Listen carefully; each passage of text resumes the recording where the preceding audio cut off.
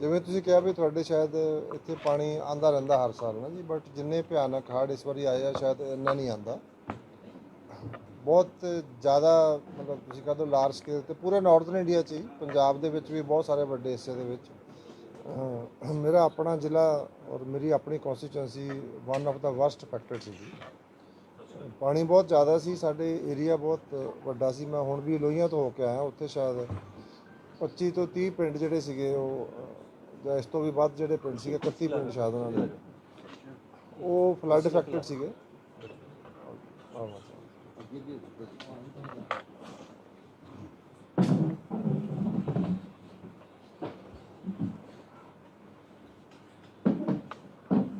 ਔਰ ਮੈਂ ਜਿਸ ਤਰ੍ਹਾਂ ਤੁਸੀਂ ਕਿਹਾ ਹੈਗਾ ਕਿ ਬਾਕੀ ਸਾਰਾ ਕੁਝ ਆਪਣੇ ਹੜ੍ਹ ਇਸ ਤੋਂ ਪਹਿਲਾਂ ਜਿਹੜੇ ਇਸ ਸਕੇਲ ਦੇ ਉੱਤੇ ਆਏ ਸੀਗੇ ਉਹ 1993 'ਚ ਆਏ ਸੀ। ਮੈਂ ਉਹਦੇ ਵਿੱਚ ਵੀ ਸੇਵਾ ਕੀਤੀ ਸੀ ਐਜ਼ ਅ ਡਾਕਟਰ। ਹੁਣ ਵੀ ਮੈਂ ਇਹਦੇ ਵਿੱਚ ਵੀ ਉਸੇ ਭਾਵਨਾ ਦੇ ਨਾਲ ਐਜ਼ ਅ ਡਾਕਟਰ ਸੇਵਾ ਕਰ ਰਿਹਾ ਹੈਗਾ।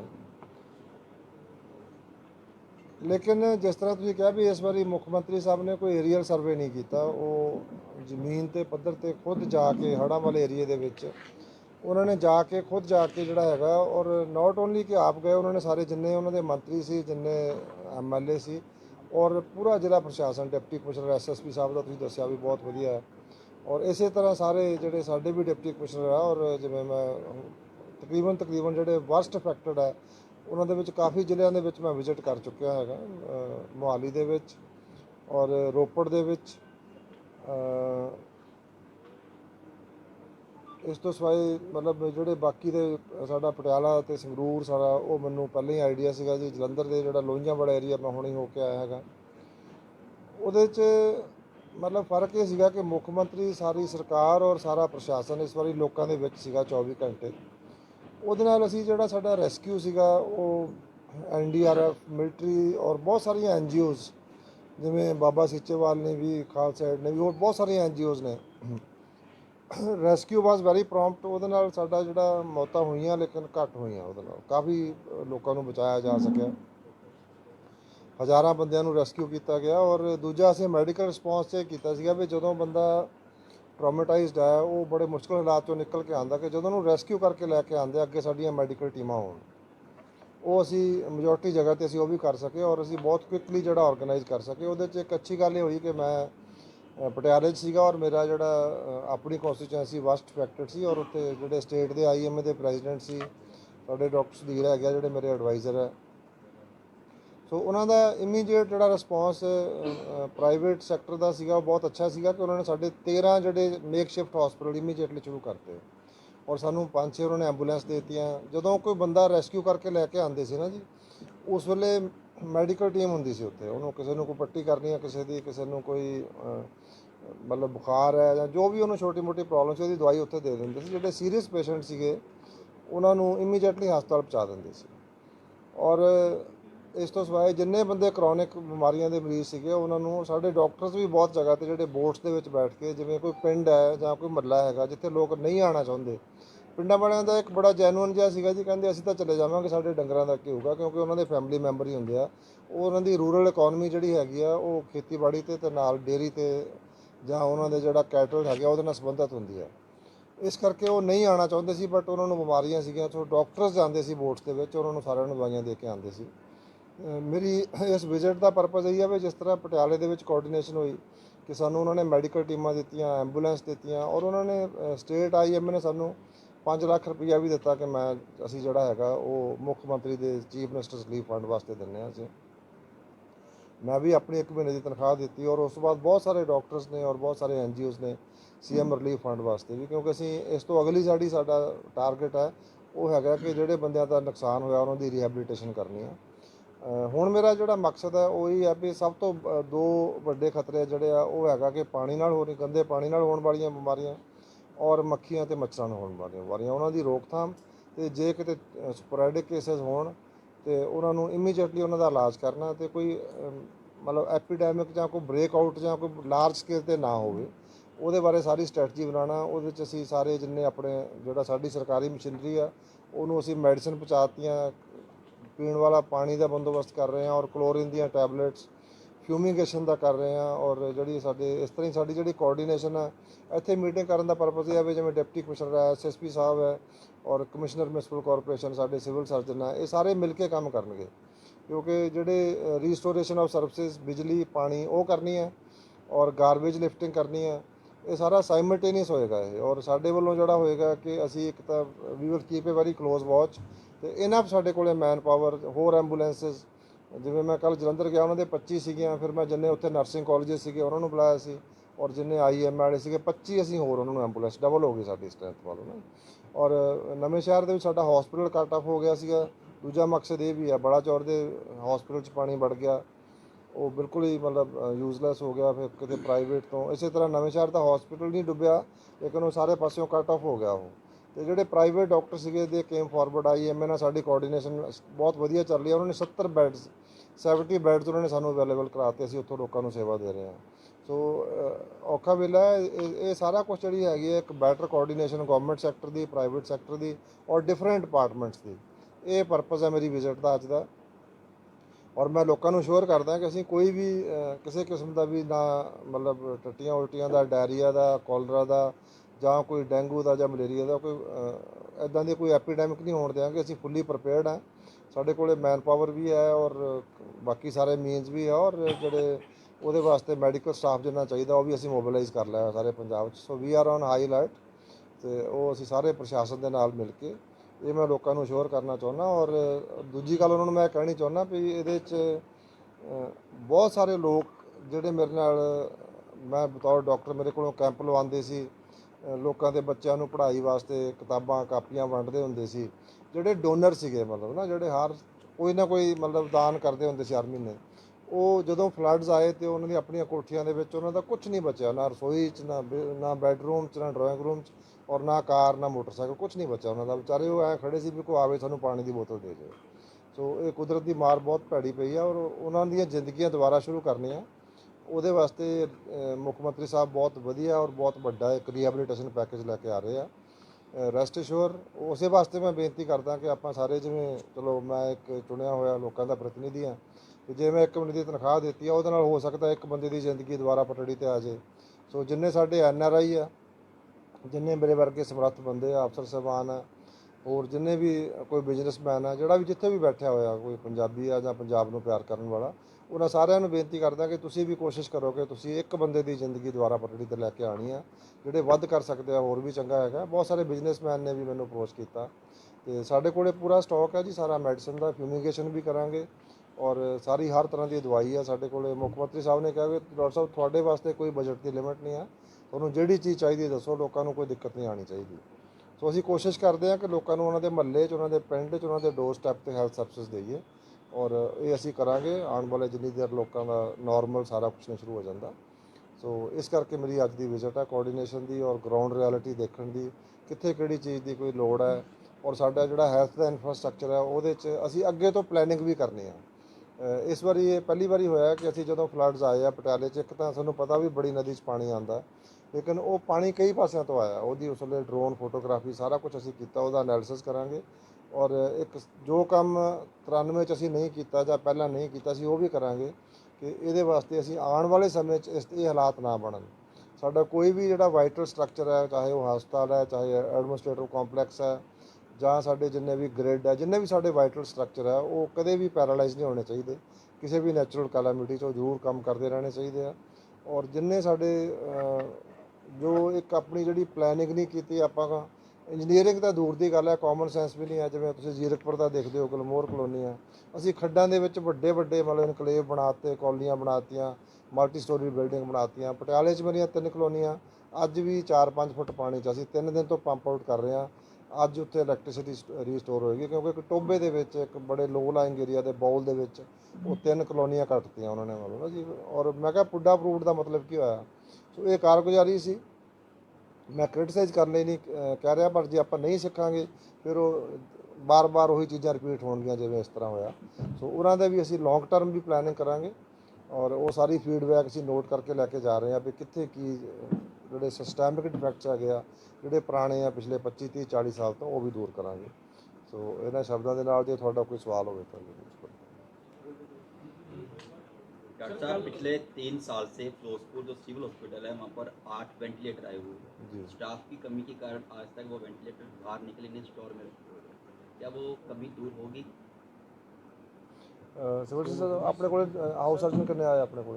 ਸਰ ਆਪਣੇ ਕੋਲ ਟੋਟਲ ਜਿਹੜੇ 6 ਸੀਗੇ, ਸਿਆਂ ਚੋਂ 5 ਨੇ ਜੁਆਇਨ ਕੀਤਾ ਜੀ। ਓਕੇ, ਚਲੋ ਇਸ ਤਰ੍ਹਾਂ ਹੈਗਾ ਜੀ, ਜਿਵੇਂ ਤੁਹਾਡੇ 5 ਡਾਕਟਰ ਜੁਆਇਨ ਕੀਤੇ ਆ, ਇਹ ਨਾ ਮੇਰੀ ਪ੍ਰੋਸੈਸ ਚੱਲਦੀ ਪਈ ਸੀ। ਅਸੀਂ ਸਭ ਤੋਂ ਪਹਿਲਾਂ ਜਿਹੜਾ ਹੈਗਾ ਅਸੀਂ ਪਟਿਆਲੇ ਦੇ ਵਿੱਚ, ਪਟਿਆਲਾ ਸਾਡਾ ਮੇਨ ਦੇਖੋ ਸੈਂਟਰ ਆ ਤੁਹਾਡਾ ਜਿਹੜਾ ਮਾਲਵੇ ਦਾ। ਸਾਡੇ ਕੋਲ ਨਿਊਰੋ ਸਰਜਨ ਨਹੀਂ ਸੀਗਾ, ਉਹ ਹੁਣ ਆ ਗਿਆ ਸਾਡੇ ਕੋਲ ਜੀ। ਉੱਥੇ ਅਸੀਂ 100 ਬੈੱਡ ਦੀ ਐਮਰਜੈਂਸੀ ਕ੍ਰੀਏਟ ਕੀਤੀ ਹੈ। ਅਸੀਂ ਹਰ ਇੱਕ ਸਿਵਲ ਹਸਪੀਟਲ ਦੇ ਵਿੱਚ ਸਾਡੀ ਘੱਟੋ ਘੱਟ ਜਿਹੜੀ 20 ਬੈੱਡ ਦੀ ਜਿਹੜਾ ਤੁਸੀਂ ਕਿਹਾ ICU ਹੋਏਗਾ ਸਾਡਾ, ਵੈਂਟੀਲੇਟਰ ਦੀ ਕੋਈ ਕਮੀ ਨਹੀਂ ਹੈ। ਕਰੋਨਾ 'ਚ ਵੈਂਟੀਲੇਟਰ ਜ਼ਿਆਦਾ ਆਏ ਆ, ਬਹੁਤ ਜ਼ਿਆਦਾ ਆਏ ਆ। ਸੋ ਇਹ ਅਸੀਂ ਇਹਦਾ ਗੈਪ ਐਨਾਲਿਸਿਸ ਕਰ ਰਹੇ ਸੀਗੇ ਕਿ ਸਾਰੇ ਪੰਜਾਬ ਦੇ ਵਿੱਚ ਸਾਰੇ ਹਸਪਤਾਲਾਂ ਦਾ ਉਹ ਜਿਹੜਾ ਤੁਹਾਡਾ ਜਲੰਧਰ ਦਾ ਹਸਪੀਟਲ ਦਾ ਹੋ ਗਿਆ ਸੀਗਾ ਜੀ, ਧੂਰੀ, ਸੰਗਰੂਰ, ਮਾਨਸਾ, ਬਠਿੰਡਾ, ਫਰੀਦਕੋਟ ਔਰ ਮੋਗਾ, ਇਹਨਾਂ ਦਾ ਸਾਡਾ ਗੈਪ ਐਨਾਲਿਸਿਸ ਕਰਕੇ ਸਾਡੇ ਡਾਕਟਰਸ ਜਾਂਦੇ ਆ। ਇੱਕ ਡਾਕਟਰਸ ਦੀ ਟੀਮ ਹੈ। ਗੈਪ ਐਨਾਲਿਸਿਸ ਦਾ ਮਤਲਬ ਕੀ ਹੈ ਕਿ ਸਾਡੇ ਕੋਲੇ ਬਹੁਤ ਜ਼ਿਆਦਾ, ਜਿਵੇਂ ਕਈ ਜਗ੍ਹਾ 'ਤੇ ਸਾਡੇ ਕੋਲ 40 ਵੈਂਟੀਲੇਟਰ ਪਏ ਆ ਔਰ ਸਪੈਸ਼ਲਿਸਟ ਦੀ ਘਾਟ ਹੈਗੀ ਆ। ਉਹ ਪਿਛਲੇ 30 ਸਾਲ ਤੋਂ ਜਿਹੜਾ ਸੀਗਾ, ਹੁਣ ਜਿਹੜੇ ਵੀ ਸਪੈਸ਼ਲਿਸਟ ਆਉਂਦੇ ਆ, ਹੁਣ ਵੀ ਮੈਂ ਫਲੱਡ ਡਿਊਟੀ ਚਲਾਏ ਆ ਜੀ। ਜਿਹੜੇ ਪੋਸਟ ਗ੍ਰੈਜੂਏਟ ਕਰਕੇ ਜਿਹਨਾਂ ਨੂੰ ਸਰਕਾਰ ਜਿਹਨਾਂ ਤੇ ਖਰਚਾ ਕਰਦੀ ਆ, ਉਹ ਪੋਸਟ PG ਕਰਕੇ ਚਲੇ ਜਾਂਦੇ ਸੀ। ਇਹ 20 ਲੱਖ ਦਾ ਬੌਂਡ ਹੁੰਦਾ ਸੀ, ਨਾ ਪੈਸੇ ਲਏ। ਇਹ ਗੱਲ ਅਸੈਂਬਲੀ 'ਚ ਵੀ ਹੋਈ ਸੀ, ਨਾ ਉਹਨਾਂ ਤੋਂ ਬੌਂਡ ਦੇ ਪੈਸੇ ਲਏ ਤੇ ਨਾ ਉਹਨਾਂ ਨੂੰ ਜੌਬ ਦਿੱਤੀ। ਹੁਣ ਜਿਹੜਾ ਵੀ ਪੋਸਟ ਗ੍ਰੈਜੂਏਟ ਕਰ ਰਿਹਾ, ਇਹ ਅਸੀਂ ਸਾਡੀ ਜਿਹੜੀ ਸਾਰੀ ਪ੍ਰੋਸੈਸ ਆ ਔਨ ਟਰੈਕ ਸੀਗੀ। ਇਹਦੇ ਕਰਕੇ 15-20 ਦਿਨ ਡਿਲੇ ਹੋਇਆ ਹੈਗਾ। ਅਸੀਂ ਸਾਰੇ ਸਾਡੇ ਜਿੰਨੇ ਡਿਸਟ੍ਰਿਕਟ ਹੈਡਕੁਆਟਰ ਹੈ ਉਹਨਾਂ ਸਾਰਿਆਂ ਦੇ ਉੱਤੇ ਅਸੀਂ ਜਿਹੜਾ ਹੈਗਾ ਇੰਟੈਂਸਿਵ ਕੇਅਰ ਯੂਨਿਟ ਬਣਾਵਾਂਗੇ, ਜਿਹਦੇ ਸਾਰੇ ਵੈਂਟੀਲੇਟਰ ਸਾਰਾ ਕੁਝ ਹੋਏਗਾ। ਔਰ ਸਾਡੀ ਕੋਸ਼ਿਸ਼ ਹੋਏਗੀ ਕਿ ਸਾਡੇ ਜਿਸ ਤਰ੍ਹਾਂ ਤੁਹਾਡੇ ਖਾਸ ਕਰਕੇ ਫਿਰੋਜ਼ਪੁਰ 'ਚ ਉੱਚੇ ਤੌਰ ਦੇ ਉੱਤੇ ਤੁਹਾਨੂੰ ਯਾਦ ਹੋਣਾ ਕਿ ਜਦੋਂ ਇਲੈਕਸ਼ਨ ਤੋਂ ਪਹਿਲਾਂ ਮੋਦੀ ਜੀ ਆ ਰਹੇ ਸੀਗੇ, ਇੱਥੇ ਇੱਕ PGI ਦਾ ਸੈਟੇਲਾਈਟ ਸੈਂਟਰ ਬਣਨਾ, ਜਿਵੇਂ ਏਮਸ ਬਠਿੰਡਾ ਹੈਗਾ। ਉਹ ਮੈਂ ਮੰਤਰੀ ਜੀ ਨੂੰ ਮਿਲ ਕੇ ਆਇਆ ਸੀਗਾ, ਜਿਹੜੇ ਸਾਡੇ ਯੂਨੀਅਨ ਹੈਲਥ ਮਿਨਿਸਟਰ ਆ। ਉਹ ਵੀ ਸਾਡੀ ਜਿਹੜੀ ਤੁਹਾਡੇ ਉਹ ਸੌਟ ਆਊਟ ਹੋ ਗਿਆ ਜੀ ਇਸ਼ੂ? ਹਾਂਜੀ। ਹਾਂ, ਉਹਦੀ ਕੰਸਟਰਕਸ਼ਨ ਸ਼ੁਰੂ ਹੋ ਜਾਏਗੀ ਜੀ। ਤੁਹਾਡੇ ਇੱਕ ਸਟੇਟ ਆਫ ਦੀ ਆਰਟ ਜਿਹੜਾ ਹਸਪੀਟਲ ਬਣੇਗਾ ਜੀ ਇੱਥੇ। ਉਹ ਅਸੀਂ ਸਾਰੇ ਫਰੰਟ ਤੇ ਕੰਮ ਕਰ ਰਹੇ ਸੀਗੇ ਜੀ, ਵਿੱਚੋਂ ਥੋੜਾ ਜਿਹਾ ਇਹਦੇ ਨਾਲ ਸੈਟਬੈਕ ਹੋਈ ਹੈ। ਸੋ ਮੈਂ ਉਹਨਾਂ ਨੂੰ ਕਿਹਾ ਵੀ ਤੁਸੀਂ 1-2 ਮਹੀਨੇ 'ਚ ਆ ਕੇ ਉਹਦਾ ਨੀਂਹ ਪੱਥਰ ਰੱਖੋ ਔਰ PGI ਦਾ ਇਮੀਡੀਏਟਲੀ ਜਿਹੜਾ ਹੈਗਾ ਸਾਡਾ, ਉਹ ਮੈਨੂੰ ਲੱਗਦਾ ਸਾਡਾ ਵਿਦਨ ਏ ਈਅਰ ਜਿਹੜਾ ਹੈਗਾ ਤੁਹਾਡਾ ਇੱਕ ਬਹੁਤ ਵਧੀਆ PGI ਵਰਗਾ ਸੈਂਟਰ ਇੱਥੇ ਬਣੇਗਾ ਜੀ। ਸੋ ਫਿਰੋਜ਼ਪੁਰ ਨੂੰ ਜਿਹੜੀਆਂ ਵਰਲਡ ਕਲਾਸ ਫੈਸਿਲਿਟੀਜ਼ ਮਿਲਣਗੀਆਂ, ਨਾਟ ਓਨਲੀ ਫਿਰੋਜ਼ਪੁਰ ਦੇ ਲੋਕਾਂ ਨੂੰ, ਆਸੇ-ਪਾਸੇ ਦੇ 3-4 ਡਿਸਟ੍ਰਿਕਟ ਦੇ ਲੋਕ ਵੀ ਇੱਥੇ ਆਇਆ ਕਰਨਗੇ। ਇੱਥੇ ਨਿਊਰੋ ਸਰਜਰੀ ICU ਮਤਲਬ ਉਹਦੇ ਵਿੱਚ ਤਾਂ ਮਤਲਬ 100-150 ਬੈੱਡ ਦਾ ਹੋਏਗਾ। ਸੋ ਕਿਸੇ ਵੀ ਮਰੀਜ਼ ਨੂੰ ਤੁਹਾਡੇ ਨੂੰ ਮੈਡੀਕਲ ਟ੍ਰੀਟਮੈਂਟ ਲਈ ਫਿਰੋਜ਼ਪੁਰ ਤੋਂ ਬਾਹਰ ਨਹੀਂ ਜਾਣਾ ਪਏਗਾ। ਇਹੋ ਜਿਹੀ ਸਹੂਲਤ ਹੈ ਸਰ। ਇੱਕ ਆਪ ਜੀ ਨੇ ਦੱਸਿਆ ਕਿ ਦਵਾਈਆਂ ਦਾ ਸਟਾਕ ਪੂਰਾ ਹੈ ਜੀ, ਬਟ ਜ਼ਮੀਨੀ ਪੱਧਰ ਤੇ ਜਦੋਂ ਅਸੀਂ ਕਵਰੇਜ ਕਰ ਰਹੇ ਸੀ, ਪਰ ਡਾਕਟਰਾਂ ਦੇ ਕੋਲੋਂ ਆਫ ਦੀ ਰਿਕਾਰਡ ਜਿਹੜਾ ਉਹਨਾਂ ਨੇ ਦੱਸਿਆ ਵੀ ਸਾਡੇ ਕੋਲੋਂ ਮੈਡੀਸਨ ਦੀ ਕਮੀ ਹੈ ਔਰ ਅਸੀਂ ਤਾਂ ਨਹੀਂ ਦਵਾਈ ਦੇ ਰਹੇ, ਅਸੀਂ ਬਚਾ ਕੇ ਰੱਖੀ ਹੈ ਵੀ ਜ਼ਰੂਰਤ ਪੈਣ 'ਤੇ ਹੀ ਉਹਨਾਂ ਕੋ ਲੋਕਾਂ ਨੂੰ ਦਈਏ ਜਿਹਨੂੰ ਬਹੁਤ ਜ਼ਿਆਦਾ ਐਮਰਜੈਂਸੀ ਹੈ। ਇਸੈਂਸ਼ੀਅਲ ਮੈਡੀਸਿਨ ਵੀ ਘੱਟ ਹੈ। ਕੋਈ ਨਹੀਂ ਜੀ, ਮੈਂ ਉਹਦਾ ਮੈਂ ਨਾ ਸਾਰਾ ਇਹੀ ਪਰਪਸ ਹੈ ਮੇਰੀ ਵਿਜ਼ਿਟ ਦਾ। ਮੈਂ ਦੇਖ ਕੇ ਮਤਲਬ ਜਿਵੇਂ ਮੈਂ ਇੱਕ ਦੋ ਜਗ੍ਹਾ 'ਤੇ ਹੋਰ ਵੀ ਗਿਆ, ਉਹ 2 ਦਿਨ ਦੀ ਦਵਾਈ ਦੇ ਰਹੇ ਸੀ। ਮੈਂ ਕਿਹਾ ਵੀ ਤੁਸੀਂ ਦੇਖੋ ਇੰਨੇ ਹਾਲਾਤ 'ਚੋਂ ਬੰਦਾ ਆਇਆ ਵੀ ਤੁਸੀਂ ਇਹਨੂੰ ਘੱਟੋ ਘੱਟ ਉਹਨੂੰ ਪੂਰਾ ਕੋਰਸ ਦੇਣਾ, ਜੇ ਐਂਟੀਬਾਇਓਟਿਕ ਦੇਣੀ ਹੈ 5 ਦਿਨ ਲਈ ਦਿਓ, ਤੇ ਜੇ ਆਪ ਕਹਿੰਦੇ ਸਾਨੂੰ ਇਹ ਵੀ ਦਵਾਈ ਮੁੱਕ ਨਾ ਜਾਵੇ। ਮੈਂ ਕਹਿੰਦਾ ਦਵਾਈ ਨਹੀਂ ਮੁੱਕਦੀ। ਸੋ ਇਹ ਕੁਦਰਤੀ ਗੱਲ ਹੈ ਜੀ, ਜੋ ਪਿਛਲਾ ਐਕਸਪੀਰੀਅੰਸ ਹੈ ਬੰਦੇ ਨੂੰ ਉਹ ਲੱਗਦਾ ਹੁੰਦਾ ਵੀ ਮੁੜ ਕੇ ਸਪਲਾਈ ਆਵੇ ਨਾ ਆਵੇ। ਸਪਲਾਈ ਅਸੀਂ ਪਲੈਂਟੀ ਦੇਵਾਂਗੇ ਜੀ, ਕੋਈ ਇਸ਼ੂ ਨਹੀਂ ਹੈ। ਬਟ ਹਾਂ, ਕਈ ਜਗ੍ਹਾ 'ਤੇ ਉਹ ਕਮਿਊਨੀਕੇਸ਼ਨ ਦਾ ਗੈਪ ਰਹਿ ਜਾਂਦਾ, ਜਾਂ ਸਾਡੇ ਸਟੋਰਾਂ 'ਚ ਪਈ ਹੋਈ ਹੈ ਜੀ, ਵੇਅਰ ਹਾਊਸਿਸ 'ਚ ਪਈ ਹੋਈ ਆ, ਉੱਥੋਂ ਮੰਗਵਾਉਣ ਵਿੱਚ ਕੋਈ ਡਿਲੇ ਹੋ ਗਿਆ, ਕੁਝ ਹੋ ਗਿਆ, ਉਹ ਅਸੀਂ ਮੈਂ ਜਿਵੇਂ ਸਾਡੇ MLA ਸਾਹਿਬ ਇਹਨਾਂ ਦੀ ਡਿਊਟੀ ਲਾ ਦਾਂਗਾ ਜੀ, ਅਸੀਂ ਗੱਡੀਆਂ ਉਹ ਪਹੁੰਚਾ ਦਾਂਗੇ, ਦਵਾਈ ਨਹੀਂ ਮੁੱਕਣ ਦਿੰਦੇ। ਸਰ ਪਟਿਆਲੇ ਤੁਸੀਂ ਇੱਕ ਐਡਮਿਨਿਸਟ੍ਰੇਸ਼ਨ ਨੇ ਆਰਡਰ ਕੱਢਿਆ ਹੋਇਆ ਤੁਹਾਡੇ ਵੀ ਜਿਹੜੀਆਂ ਮੈਡੀਸਨ ਸ਼ਾਪਸ ਨੇ ਜਾਂ ਜਿਹੜੀਆਂ ਦੂਜੀਆਂ ਕੋਈ ਫਲੱਡ ਦੇ ਨਾਲ ਰਿਲੇਟਡ ਸ਼ਾਪਸ ਨੇ, ਉੱਥੇ ਕਾਲਾ ਬਾਜ਼ਾਰੀ ਹੋ ਰਹੀ ਹੈ, ਉਹਦੀ ਚੈਕਿੰਗ ਹੀ ਉਹ ਪਟਿਆਲੇ ਤੁਹਾਡੇ ਐਡਮਿਨਿਸਟ੍ਰੇਸ਼ਨ ਨੇ ਕੱਢੇ ਹੋਏ। ਉਹ ਕੋਈ ਇੱਥੇ ਵੀ ਕੋਈ ਇਹਦੇ ਨਾਲ ਲਿੰਕ ਅਪ ਤਾਂ ਨਹੀਂ ਕਰਦਾ ਵੀ ਮੈਡੀਸਨ ਘੱਟ ਮਿਲਣ, ਬਾਹਰੋਂ ਮੈਡੀਸਨ ਐਵੇਂ ਹੋ ਨਹੀਂ, ਉਹ ਕਿਤੇ ਹੋ ਸਕਦਾ ਕੋਈ ਸਪਰੈਡ, ਕਿਤੇ ਕੋਈ ਬੰਦੇ ਨਾ ਜੀ। ਦੇਖੋ SSP ਸਾਹਿਬ ਬੈਠੇ ਆ ਸਾਡੇ, ਜਦੋਂ ਸਾਡੇ ਪਟਿਆਲੇ ਦੇ ਵਿੱਚ ਨਾ ਜੀ, ਜਦੋਂ ਫਲੱਡਸ ਆਏ ਹੋਏ ਸੀਗੇ, ਅਸੀਂ ਲੋਕਾਂ ਨੂੰ ਰੈਸਕਿਊ ਕਰ ਰਹੇ ਸੀ, ਉਦੋਂ ਚੋਰੀਆਂ ਵੀ ਸ਼ੁਰੂ ਹੋ ਗਈਆਂ ਜੀ।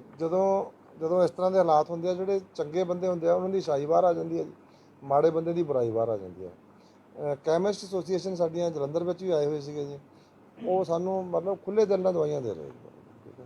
ਕੈਮਿਸਟ ਐਸੋਸੀਏਸ਼ਨ ਨੀਚੇ ਵੀ ਆਈ ਹੋਈ ਆ, ਉਹ ਵੀ ਸਾਨੂੰ ਦਵਾਈਆਂ ਦੇਣਗੇ ਜੀ। ਡਾਕਟਰ ਸਾਡੇ ਹੈਗੇ ਆ ਜਿਹੜੇ ਸਾਡੇ ਜਿੰਨੇ IMA ਦੇ ਆ, ਉਹ ਕਹਿੰਦੇ ਐਂਬੂਲੈਂਸ ਵੀ ਸਾਡੀ, ਸਟਾਫ ਵੀ ਸਾਡਾ ਤੇ ਦਵਾਈਆਂ ਵੀ ਸਾਡੀਆਂ। ਸੋ ਦਵਾਈਆਂ ਦੀ ਸ਼ਾਰਟੇਜ ਨਹੀਂ ਆਏਗੀ ਮਤਲਬ। ਲੇਕਿਨ ਹਾਂ, ਇਹ ਜ਼ਰੂਰ ਹੁੰਦਾ ਵੀ ਜਿਹੜੇ ਮਾੜੇ ਬੰਦੇ ਆ ਉਹ ਕਿਤੇ ਉਹ ਕਰਦੇ ਆ ਸਾਰਾ ਕੁਝ ਮਤਲਬ। ਔਰ ਕਈ ਵਾਰੀ ਥੋੜ੍ਹੀਆਂ ਲੋਕ ਵੀ ਗਲਤੀਆਂ ਕਰਦੇ ਆ ਜੀ। ਮੈਂ ਤੁਹਾਨੂੰ ਮਿਸਾਲ ਦੇ ਤੌਰ ਤੇ ਕਹਿੰਦਾ, ਪਟਿਆਲਾ ਇੱਕ ਨਾ ਬੜਾ ਥੋੜ੍ਹੇ ਜਿਹੇ ਏਰੀਏ 'ਚ ਬਹੁਤ ਜ਼ਿਆਦਾ ਬੰਦੇ ਫਸੇ ਹੋਏ ਸੀ। ਉੱਥੇ ਸਾਡਾ ਇੱਕ ਫਲਾਈਓਵਰ ਆ, ਉਹਦੇ 'ਤੇ 500 ਬੰਦਾ ਖੜਾ ਹੋਣਾ ਔਰ ਸਾਰਿਆਂ ਦੇ ਮੋਬਾਈਲ ਆਨ ਸੀ। ਡਿਪਟੀ ਕਮਿਸ਼ਨਰ ਉੱਥੇ ਸੀ, ਮੈਂ ਉੱਥੇ ਸੀ। ਉਹ ਜਿਹੜੇ ਲੋਕ ਸਾਨੂੰ ਡਿਸਟ੍ਰੈਸ ਕਾਲਸ ਆ ਰਹੀਆਂ ਸੀ, ਅਸੀਂ ਵੋਟ ਭੇਜ ਰਹੇ ਸੀਗੇ ਨਾ, ਉਹ ਵੀ could not talk to the person, ਕਿਉਂਕਿ ਉਹ ਜਿਹੜਾ ਤੁਹਾਡਾ ਨੈਟਵਰਕ ਹੁੰਦਾ ਨਾ ਉਹ ਜੈਮ ਹੋ ਜਾਂਦਾ। ਫਿਰ ਸਾਨੂੰ ਅਲਟੀਮੇਟਲੀ ਸਾਨੂੰ ਪੁਲਿਸ ਭੇਜ ਕੇ ਸਾਨੂੰ ਉਹਨਾਂ ਨੂੰ ਹਟਾਉਣਾ ਪਿਆ ਵੀ ਤੁਸੀਂ ਭਾਈ ਇਹ ਨੈਟਵਰਕ ਜਿਹੜਾ ਹੈਗਾ ਇਹ ਇਸ ਵੇਲੇ ਲਾਈਫ ਸੇਵਿੰਗ ਸਰਵਿਸ ਹੈ।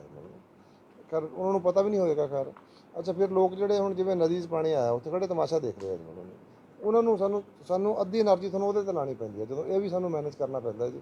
ਇੱਕ ਬੱਚਾ ਵੀ ਰੁੜ ਗਿਆ ਜੀ, ਦੇਖੋ ਮਤਲਬ ਅਭੀ ਤਮਾਸ਼ਾ ਦੇਖਣ ਗਏ ਹੋਏ, ਮਤਲਬ ਕਿੰਨੀ ਮਾੜੀ ਗੱਲ ਹੈ ਜੀ। ਮਤਲਬ ਬਹੁਤ ਲੋਕਾਂ ਨੇ ਕੋਸ਼ਿਸ਼ ਕੀਤੀ। ਸੋ ਇਹ ਹੁੰਦਾ ਜੀ ਕਿਤੇ ਨਾ ਕਿਤੇ ਮਤਲਬ ਉਹ ਕਈ ਵਾਰੀ ਸਾਨੂੰ ਕਰਨਾ ਪੈਂਦਾ ਜੀ, ਸਟਿਕ ਸਾਨੂੰ ਕਰਨਾ ਪੈਂਦਾ, ਉਹ ਵੀ ਕਰਨਾ ਪੈਂਦਾ ਕਿਉਂਕਿ ਅਦਰਵਾਈਜ਼ ਜਿਹੜਾ ਸਾਡਾ ਜੇ ਪੁਲਿਸ ਕੰਮ ਨਾ ਕਰਦੀ ਜੀ, ਉਹ ਪਟਿਆਲੇ ਦਾ ਮੇਨ ਬਣਾ ਤੋੜ ਦੇਣਾ ਸੀ, ਉਹਨਾਂ ਨੇ ਸਾਡਾ ਸਾਰਾ ਪਟਿਆਲਾ ਪੈਰਾਲਾਈਜ਼ ਹੋ ਜਾਣਾ ਸੀ।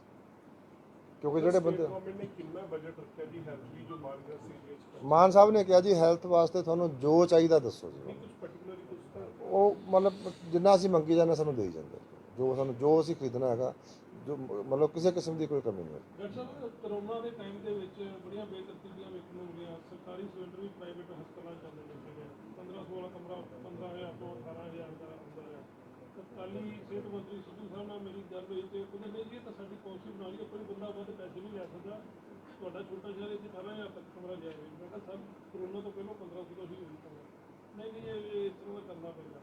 ਹੁਣ ਜਿਵੇਂ ਜਨਾਬ IMA ਦੀ ਤਾਰੀਫ ਕਰਦੇ ਨੇ, ਇੱਥੇ ਸਾਡੇ ਫਿਰੋਜ਼ਪੁਰ ਦੇ ਵਿੱਚ ਵੀ ਅੱਜ ਤੱਕ ਜਿੰਨੇ ਪੋਲੀਟੀਸ਼ੀਅਨ ਰਹੇ ਨੇ, ਜਿੰਨੇ ਬਿਊਰੋਕਰੇਟਸ ਰਹੇ ਨੇ, ਬਿਊਰੋਕਰੇਟ ਐਂਟਰੀ ਮਗਰੋਂ ਹੁੰਦੀ ਹੈ, ਪਹਿਲਾ ਦਿਨ ਪ੍ਰਾਈਵੇਟ ਜਿਹੜੇ IMA ਦੇ ਸੋ ਕਾਲ ਜਿਹੜੇ ਹੈਗੇ ਨੇ ਇੱਥੇ ਅਧਿਕਾਰੀ ਨੇ ਉਹਨਾਂ ਦੇ ਘਰਾਂ ਹੁੰਦਾ। ਇਵੇਂ ਕਿਵੇਂ ਅਸੀਂ ਵਾਕੋ ਕਰ ਸਕਦੇ ਹਾਂ ਕਿ ਕੱਲ੍ਹ ਨੂੰ ਇਸ ਤਰ੍ਹਾਂ ਦਾ ਕਰੋਨਾ ਟਾਈਪ ਜਿਵੇਂ ਘੁਟਾਲੇ ਹੋਏ ਸੀ ਉਸ ਤਰ੍ਹਾਂ ਕੋਈ ਘੁਟਾਲਾ ਨਹੀਂ ਹੋਏਗਾ, ਔਰ ਜੇ ਹੋਏਗਾ ਤੇ ਸਰਕਾਰ ਉਹਨਾਂ ਨੂੰ ਖਬਰ ਕਰੀ ਨਾ ਪਾਏਗੀ। ਵੈਸੇ ਤਾਂ ਹੋਣ ਨਹੀਂ ਦਿੰਦੇ ਜੀ, ਜੇ ਹੋ ਗਿਆ ਤਾਂ ਛੱਡਦੇ ਨਹੀਂ। ਦੇਖੋ ਮਤਲਬ ਜਿਹੜਾ ਕਰੋਨਾ ਕਾਲ ਦਾ ਤਾਂ ਤੁਸੀਂ ਸੋਚੋ ਨਾ ਵੀ ਕੀ ਕੁਛ ਹੋਇਆ ਜੀ। ਅਜੇ ਤੱਕ ਲੋਕ ਕੋਈ ਕਹਿੰਦਾ ਮੇਰਾ 5 ਕਰੋੜ ਰੁਪਇਆ ਰਹਿੰਦਾ, ਔਰ ਤੁਸੀਂ ਸੋਚ ਸਕਦੇ ਹੋ ਇੱਕ ਨਾ ਬੰਦਾ ਆਇਆ ਮੇਰੇ ਕੋਲ ਕਹਿੰਦਾ ਜੀ ਮੈਂ ਤਾਂ ਮਰ ਜਾਊਂਗਾ ਜੀ ਫਲਾਣਾ। ਮੈਂ ਕਿਹਾ ਕੀ ਹੋਇਆ? ਮੈਂ ਕਿਹਾ ਤੂੰ ਦਿੱਤਾ ਕੀ ਸੀਗਾ? ਉਹ ਕਹਿੰਦਾ ਜੀ ਇੱਕ ਸਟੈਥੋਸਕੋਪ ਸੀ। ਉਹ ਸਟੈਥੋਸਕੋਪ ਪਤਾ ਕੀ ਸੀ ਜੀ? ਉਹ ਇਲੈਕਟ੍ਰੋਨਿਕ ਸੀ। ਉਹ ਸਟੈਥੋਸਕੋਪ ਇੱਥੇ ਹੈ ਜੀ ਵੀ ਕੋਈ ਵੀ ਕਲਾਸਪੁਰ ਜਾ ਕੇ ਹਾਰਟ ਤੇ ਲਾਏਗਾ ਤੇ ਚੰਡੀਗੜ੍ਹ 'ਚ ਬੰਦਾ ਸੁਣ ਲਏਗਾ ਉਹਨੂੰ। ਬੇਤੁਕੀਆਂ ਬਾਤਾਂ ਜੀ, ਮਤਲਬ ਬੇਤੁਕੀਆਂ ਗੱਲਾਂ। ਉਹ ਪਤਾ ਨਹੀਂ 5.5 ਕਰੋੜ ਦਾ ਆਰਡਰ ਦਿੱਤਾ। ਇਹੋ ਜਿਹੇ ਬਹੁਤ ਆਰਡਰ ਆ ਜਿਹੜੇ ਹੁਣ ਉਹ ਚੀਕਾਂ ਮਾਰੀ ਜਾਂਦੇ ਆ।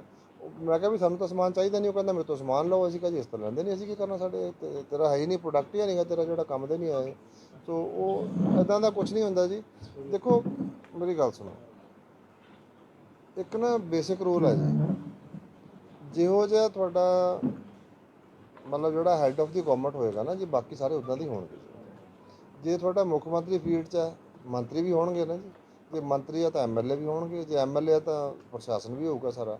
ਸੋ ਜੋ ਜਿੱਥੋਂ ਤੁਸੀਂ ਸ਼ੁਰੂਆਤ ਕੀਤੀ ਹੈ ਨਾ ਜੀ, ਹੁਣ ਤੁਹਾਨੂੰ ਪਤਾ ਵੀ ਜੇ ਕੋਈ ਬੰਦਾ ਵੀ ਕਰਪਸ਼ਨ ਕਰਦਾ, ਤੁਹਾਨੂੰ ਪਤਾ ਉਹਦਾ ਹਾਲ ਕੀ ਹੁੰਦਾ ਪੰਜਾਬ ਦੇ ਵਿੱਚ। ਹਾਂ ਠੀਕ ਹੈ ਵੀ ਇਸ ਵੇਲੇ ਸਾਡਾ ਧਿਆਨ ਜਿਹੜਾ ਹੈਗਾ ਅਸੀਂ ਬਿਮਾਰੀਆਂ ਦੀ ਰੋਕਥਾਮ 'ਤੇ ਹੈ। ਮੈਂ ਨਹੀਂ ਕਹਿੰਦਾ ਕੋਈ ਮਾੜਾ ਬੰਦਾ ਨਹੀਂ, ਹੋ ਸਕਦਾ ਕਿਤੇ ਕੋਈ ਟਰਾਈ ਕਰ ਰਿਹਾ ਹੋਵੇ, ਕੋਸ਼ਿਸ਼ ਕਰ ਰਿਹਾ ਹੋਵੇ, ਬਟ ਉਹ ਬਖਸ਼ਿਆ ਨਹੀਂ ਜਾਊਗਾ, ਇਹ ਗੱਲ ਪੱਕੀ ਹੈ। ਇੱਕ ਸਰ ਮੁੱਖ ਮੰਤਰੀ MLA ਪ੍ਰਸ਼ਾਸਨ ਦਾ ਹੇਠਲੇ ਪੱਧਰ ਤੱਕ ਦਾ ਅਧਿਕਾਰੀ ਬੜੇ ਵਧੀਆ ਢੰਗ ਨਾਲ ਕੰਮ ਕਰ ਰਿਹਾ, ਸ਼ਲਾਘਾਯੋਗ ਹੈ। ਮੈਨੂੰ ਵੇਖਣ ਨੂੰ ਬਹੁਤ ਘੱਟ ਮਿਲਿਆ ਇਹੋ ਜਿਹਾ, ਤਾਰੀਫ ਕਰਨੀ ਬਣਦੀ ਹੈ। ਪਰ ਭਾਜਪਾ ਦੇ ਕਾਂਗਰਸ ਦੇ ਸੀਗੇ ਪਹਿਲਾਂ ਸਮਾਂ ਭਾਜਪਾ ਦੇ, ਹੁਣ ਸੁਨੀਲ ਜਾਖੜ ਆਏ ਆ। ਉਹ ਕਹਿੰਦੇ ਜੀ ਜਿਹੜੇ ਸਰਕਾਰੀ ਜਿਹੜੇ ਅਧਿਕਾਰੀ ਨੇ ਜਾਂ ਮੰਤਰੀ ਨੇ ਜਾਂ ਮੁੱਖ ਮੰਤਰੀ ਜਾਂ ਓਪੋਜੀਸ਼ਨ ਦੇ ਜਿਹੜੇ ਲੀਡਰ ਨੇ, ਉਹ ਡਿਜ਼ਾਸਟਰ ਟੂਰਿਜ਼ਮ ਇੰਜੋਏ ਕਰਦੇ ਨੇ, ਉਹਨਾਂ ਨੂੰ ਡਿਜ਼ਾਸਟਰ ਟੂਰਿਜ਼ਮ ਦਾ ਨਾਮ ਦੇ ਰਹੇ ਨੇ। ਇਹ ਕਿਵੇਂ ਵੇਖਦੇ? ਐਕਚੁਅਲੀ ਨਾ ਕਈ ਵਾਰੀ ਜਦੋਂ ਬੰਦਾ ਭਟਕ ਜਾਂਦਾ ਨਾ ਜੀ, ਸੁਨੀਲ ਜਾਖੜ ਅੱਛੇ ਬੰਦੇ ਸੀ, ਅੱਛੇ ਹੁੰਦੇ ਸੀ, ਬਹੁਤ ਅੱਛੇ ਹੁੰਦੇ ਸੀ, ਬਟ ਜਿਹੜੀ ਕੰਪਨੀ ਹੁੰਦੀ ਆ ਉਹ ਅਸਰ ਕਰਦੀ ਆ ਕਿਤੇ ਨਾ ਕਿਤੇ। ਮਤਲਬ ਜਿੱਥੇ ਉਹ ਪਹੁੰਚ ਗਏ ਆ ਨਾ ਜੀ, ਮਤਲਬ ਮੈਨੂੰ ਅਫਸੋਸ ਆ ਵੀ ਕਾਂਗਰਸ ਨੇ ਮਤਲਬ ਇੱਕ ਉਹ ਗਾਣਾ ਹੁੰਦਾ ਸੀਗਾ ਜੀ, ਦਿਲ ਐਸਾ ਕਿਸੇ ਨੇ ਮੇਰਾ ਤੋੜਾ, ਇੱਕ ਭਲੇ ਮਾਨਸ ਬਣਾ ਕੇ ਛੋੜਾ। ਮੈਨੂੰ ਲੱਗਦਾ ਉਹਨਾਂ ਦੇ ਉਹ ਕਿਤੇ ਨਾ ਕਿਤੇ ਉਹ ਲਾਗੂ ਹੁੰਦਾ। ਮਤਲਬ ਨਾ ਜੀ I had very high regard for him and for his dad. ਜਿਵੇਂ ਉਹਦਾ ਡੈਡ ਸੀਗਾ ਇੱਕ ਰੋਲ ਮਾਡਲ, ਜਿਹਨੂੰ ਆਪਾਂ ਪੋਲੀਟੀਸ਼ੀਅਨ ਕਹਿੰਦੇ ਆ, ਵੀ ਬਹੁਤ ਅੱਛੇ ਹੁੰਦੇ ਸੀ ਪੋਲੀਟੀਸ਼ੀਅਨ ਪਹਿਲਾਂ ਕਾਂਗਰਸ ਵੇਲੇ ਜਿਹੜੇ ਸੀਗੇ। ਮੈਨੂੰ ਯਾਦ ਆ ਮੇਰੇ ਬਚਪਨ 'ਚ ਜਦੋਂ ਪੰਡਿਤ ਜੀ ਦੀ ਡੈਥ ਹੋਈ ਆ, ਅਤੇ ਮਤਲਬ ਸਾਡੇ ਪਿੰਡ 'ਚ ਕਿਸੇ ਨੇ ਰੋਟੀ ਨਹੀਂ ਪਕਾਈ ਸੀ। ਉਹਨਾਂ ਦਾ ਇੱਕ ਇਮੋਸ਼ਨਲ ਕਨੈਕਟ ਹੁੰਦਾ ਸੀ, ਲੋਕ ਉਹਨਾਂ ਦਾ ਰਿਕਾਰਡ ਕਰਦੇ ਹੁੰਦੇ ਸੀਗੇ।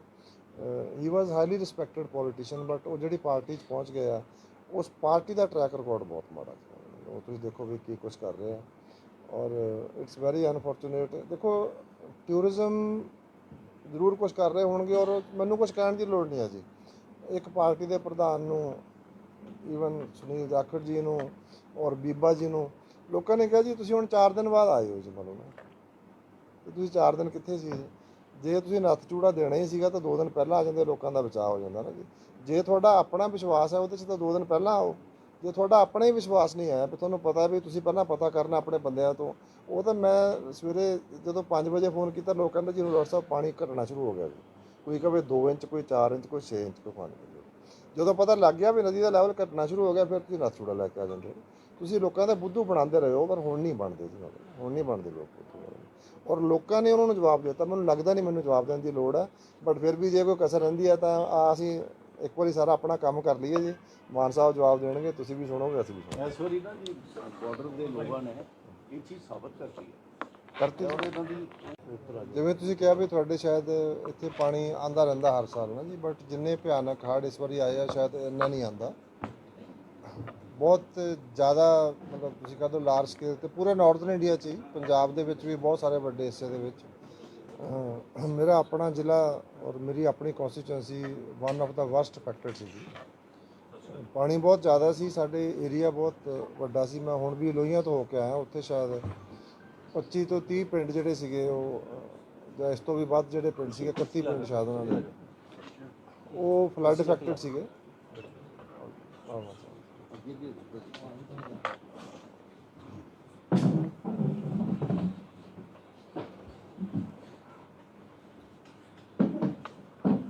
ਔਰ ਮੈਂ ਜਿਸ ਤਰ੍ਹਾਂ ਤੁਸੀਂ ਕਿਹਾ ਹੈਗਾ ਕਿ ਬਾਕੀ ਸਾਰਾ ਕੁਝ ਆਪਣੇ ਹੜ੍ਹ ਇਸ ਤੋਂ ਪਹਿਲਾਂ ਜਿਹੜੇ ਇਸ ਸਕੇਲ ਦੇ ਉੱਤੇ ਆਏ ਸੀਗੇ ਉਹ 1993 'ਚ ਆਏ ਸੀ। ਮੈਂ ਉਹਦੇ ਵਿੱਚ ਵੀ ਸੇਵਾ ਕੀਤੀ ਸੀ ਐਜ਼ ਅ ਡਾਕਟਰ। ਹੁਣ ਵੀ ਮੈਂ ਇਹਦੇ ਵਿੱਚ ਵੀ ਉਸੇ ਭਾਵਨਾ ਦੇ ਨਾਲ ਐਜ਼ ਅ ਡਾਕਟਰ ਸੇਵਾ ਕਰ ਰਿਹਾ ਹੈਗਾ। ਲੇਕਿਨ ਜਿਸ ਤਰ੍ਹਾਂ ਤੁਸੀਂ ਕਿਹਾ ਵੀ ਇਸ ਵਾਰੀ ਮੁੱਖ ਮੰਤਰੀ ਸਾਹਿਬ ਨੇ ਕੋਈ ਏਰੀਅਲ ਸਰਵੇ ਨਹੀਂ ਕੀਤਾ। ਉਹ ਜ਼ਮੀਨ ਤੇ ਪੱਧਰ ਤੇ ਖੁਦ ਜਾ ਕੇ ਹੜ੍ਹਾਂ ਵਾਲੇ ਏਰੀਏ ਦੇ ਵਿੱਚ ਉਹਨਾਂ ਨੇ ਖੁਦ ਜਾ ਕੇ ਜਿਹੜਾ ਹੈਗਾ, ਔਰ ਨਾਟ ਓਨਲੀ ਕਿ ਆਪ ਗਏ, ਉਹਨਾਂ ਨੇ ਸਾਰੇ ਜਿੰਨੇ ਉਹਨਾਂ ਦੇ ਮੰਤਰੀ ਸੀ, ਜਿੰਨੇ MLA ਸੀ, ਔਰ ਪੂਰਾ ਜ਼ਿਲ੍ਹਾ ਪ੍ਰਸ਼ਾਸਨ, ਡਿਪਟੀ ਕਮਿਸ਼ਨਰ SSP ਸਾਹਿਬ ਦਾ ਤੁਸੀਂ ਦੱਸਿਆ ਵੀ ਬਹੁਤ ਵਧੀਆ ਹੈ। ਔਰ ਇਸੇ ਤਰ੍ਹਾਂ ਸਾਰੇ ਜਿਹੜੇ ਸਾਡੇ ਵੀ ਡਿਪਟੀ ਕਮਿਸ਼ਨਰ ਆ, ਔਰ ਜਿਵੇਂ ਮੈਂ ਤਕਰੀਬਨ ਜਿਹੜੇ ਵਰਸਟ ਅਫੈਕਟਡ ਹੈ ਉਹਨਾਂ ਦੇ ਵਿੱਚ ਕਾਫੀ ਜ਼ਿਲ੍ਹਿਆਂ ਦੇ ਵਿੱਚ ਮੈਂ ਵਿਜ਼ਿਟ ਕਰ ਚੁੱਕਿਆ ਹੈਗਾ। ਮੋਹਾਲੀ ਦੇ ਵਿੱਚ ਔਰ ਰੋਪੜ ਦੇ ਵਿੱਚ। ਇਸ ਤੋਂ ਸਿਵਾਏ ਮਤਲਬ ਜਿਹੜੇ ਬਾਕੀ ਦੇ ਸਾਡਾ ਪਟਿਆਲਾ ਅਤੇ ਸੰਗਰੂਰ ਸਾਰਾ, ਉਹ ਮੈਨੂੰ ਪਹਿਲਾਂ ਹੀ ਆਈਡੀਆ ਸੀਗਾ ਜੀ। ਜਲੰਧਰ ਦੇ ਜਿਹੜਾ ਲੋਹੀਆਂ ਵਾਲਾ ਏਰੀਆ ਮੈਂ ਹੁਣੇ ਹੋ ਕੇ ਆਇਆ ਹੈਗਾ, ਉਹਦੇ 'ਚ ਮਤਲਬ ਫਰਕ ਇਹ ਸੀਗਾ ਕਿ ਮੁੱਖ ਮੰਤਰੀ, ਸਾਰੀ ਸਰਕਾਰ ਔਰ ਸਾਰਾ ਪ੍ਰਸ਼ਾਸਨ ਇਸ ਵਾਰੀ ਲੋਕਾਂ ਦੇ ਵਿੱਚ ਸੀਗਾ 24 ਘੰਟੇ। ਉਹਦੇ ਨਾਲ ਅਸੀਂ ਜਿਹੜਾ ਸਾਡਾ ਰੈਸਕਿਊ ਸੀਗਾ ਉਹ NDRF, ਮਿਲਟਰੀ ਔਰ ਬਹੁਤ ਸਾਰੀਆਂ NGOs, ਜਿਵੇਂ ਬਾਬਾ ਸੀਚੇਵਾਲ ਨੇ ਵੀ, ਖਾਲਸਾ ਏਡ ਨੇ ਵੀ, ਹੋਰ ਬਹੁਤ ਸਾਰੀਆਂ NGOs ਨੇ। Rescue was very prompt. ਉਹਦੇ ਨਾਲ ਸਾਡਾ ਜਿਹੜਾ ਮੌਤਾਂ ਹੋਈਆਂ ਲੇਕਿਨ ਘੱਟ ਹੋਈਆਂ, ਉਹਦੇ ਨਾਲ ਕਾਫੀ ਲੋਕਾਂ ਨੂੰ ਬਚਾਇਆ ਜਾ ਸਕਿਆ। ਹਜ਼ਾਰਾਂ ਬੰਦਿਆਂ ਨੂੰ ਰੈਸਕਿਊ ਕੀਤਾ ਗਿਆ। ਔਰ ਦੂਜਾ ਅਸੀਂ ਮੈਡੀਕਲ ਰਿਸਪੌਂਸ 'ਚ ਕੀਤਾ ਸੀਗਾ ਵੀ ਜਦੋਂ ਬੰਦਾ ਟਰਾਮੇਟਾਈਜ਼ਡ ਹੈ, ਉਹ ਬੜੇ ਮੁਸ਼ਕਿਲ ਹਾਲਾਤ 'ਚੋਂ ਨਿਕਲ ਕੇ ਆਉਂਦਾ, ਕਿ ਜਦੋਂ ਉਹਨੂੰ ਰੈਸਕਿਊ ਕਰਕੇ ਲੈ ਕੇ ਆਉਂਦੇ ਅੱਗੇ ਸਾਡੀਆਂ ਮੈਡੀਕਲ ਟੀਮਾਂ ਹੋਣ, ਉਹ ਅਸੀਂ ਮੈਜੋਰਟੀ ਜਗ੍ਹਾ 'ਤੇ ਅਸੀਂ ਉਹ ਵੀ ਕਰ ਸਕੇ ਔਰ ਅਸੀਂ ਬਹੁਤ ਕੁਇਕਲੀ ਜਿਹੜਾ ਆਰਗੇਨਾਈਜ਼ ਕਰ ਸਕੇ। ਉਹਦੇ 'ਚ ਇੱਕ ਅੱਛੀ ਗੱਲ ਇਹ ਹੋਈ ਕਿ ਮੈਂ ਪਟਿਆਲੇ 'ਚ ਸੀਗਾ ਔਰ ਮੇਰਾ ਜਿਹੜਾ ਆਪਣੀ ਕੌਂਸਟੀਚੁਐਂਸੀ ਵਸਟ ਅਫੈਕਟਡ ਸੀ, ਔਰ ਉੱਥੇ ਜਿਹੜੇ ਸਟੇਟ ਦੇ IMA ਦੇ ਪ੍ਰੈਜ਼ੀਡੈਂਟ ਸੀ ਸਾਡੇ ਡਾਕਟਰ ਸੁਧੀਰ ਹੈਗੇ ਜਿਹੜੇ ਮੇਰੇ ਐਡਵਾਈਜ਼ਰ ਹੈ। ਸੋ ਉਹਨਾਂ ਦਾ ਇਮੀਡੀਏਟ ਜਿਹੜਾ ਰਿਸਪੌਂਸ ਪ੍ਰਾਈਵੇਟ ਸੈਕਟਰ ਦਾ ਸੀਗਾ ਉਹ ਬਹੁਤ ਅੱਛਾ ਸੀਗਾ ਕਿ ਉਹਨਾਂ ਨੇ ਸਾਡੇ 13 ਜਿਹੜੇ ਮੇਕਸ਼ਿਫਟ ਹਸਪੀਟਲ ਇਮੀਡੀਏਟਲੀ ਸ਼ੁਰੂ ਕਰਤੇ ਔਰ ਸਾਨੂੰ 5-6 ਉਹਨਾਂ ਨੇ ਐਂਬੂਲੈਂਸ ਦੇ ਦਿੱਤੀਆਂ। ਜਦੋਂ ਕੋਈ ਬੰਦਾ ਰੈਸਕਿਊ ਕਰਕੇ ਲੈ ਕੇ ਆਉਂਦੇ ਸੀ ਨਾ ਜੀ, ਉਸ ਵੇਲੇ ਮੈਡੀਕਲ ਟੀਮ ਹੁੰਦੀ ਸੀ ਉੱਥੇ। ਉਹਨੂੰ ਕਿਸੇ ਨੂੰ ਕੋਈ ਪੱਟੀ ਕਰਨੀ ਹੈ, ਕਿਸੇ ਨੂੰ ਕੋਈ ਮਤਲਬ ਬੁਖਾਰ ਹੈ ਜਾਂ ਜੋ ਵੀ ਉਹਨੂੰ ਛੋਟੀ ਮੋਟੀ ਪ੍ਰੋਬਲਮ ਸੀ, ਉਹਦੀ ਦਵਾਈ ਉੱਥੇ ਦੇ ਦਿੰਦੇ ਸੀ। ਜਿਹੜੇ ਸੀਰੀਅਸ ਪੇਸ਼ੈਂਟ ਸੀਗੇ ਉਹਨਾਂ ਨੂੰ ਇਮੀਡੀਏਟਲੀ ਹਸਪਤਾਲ ਪਹੁੰਚਾ ਦਿੰਦੇ ਸੀ।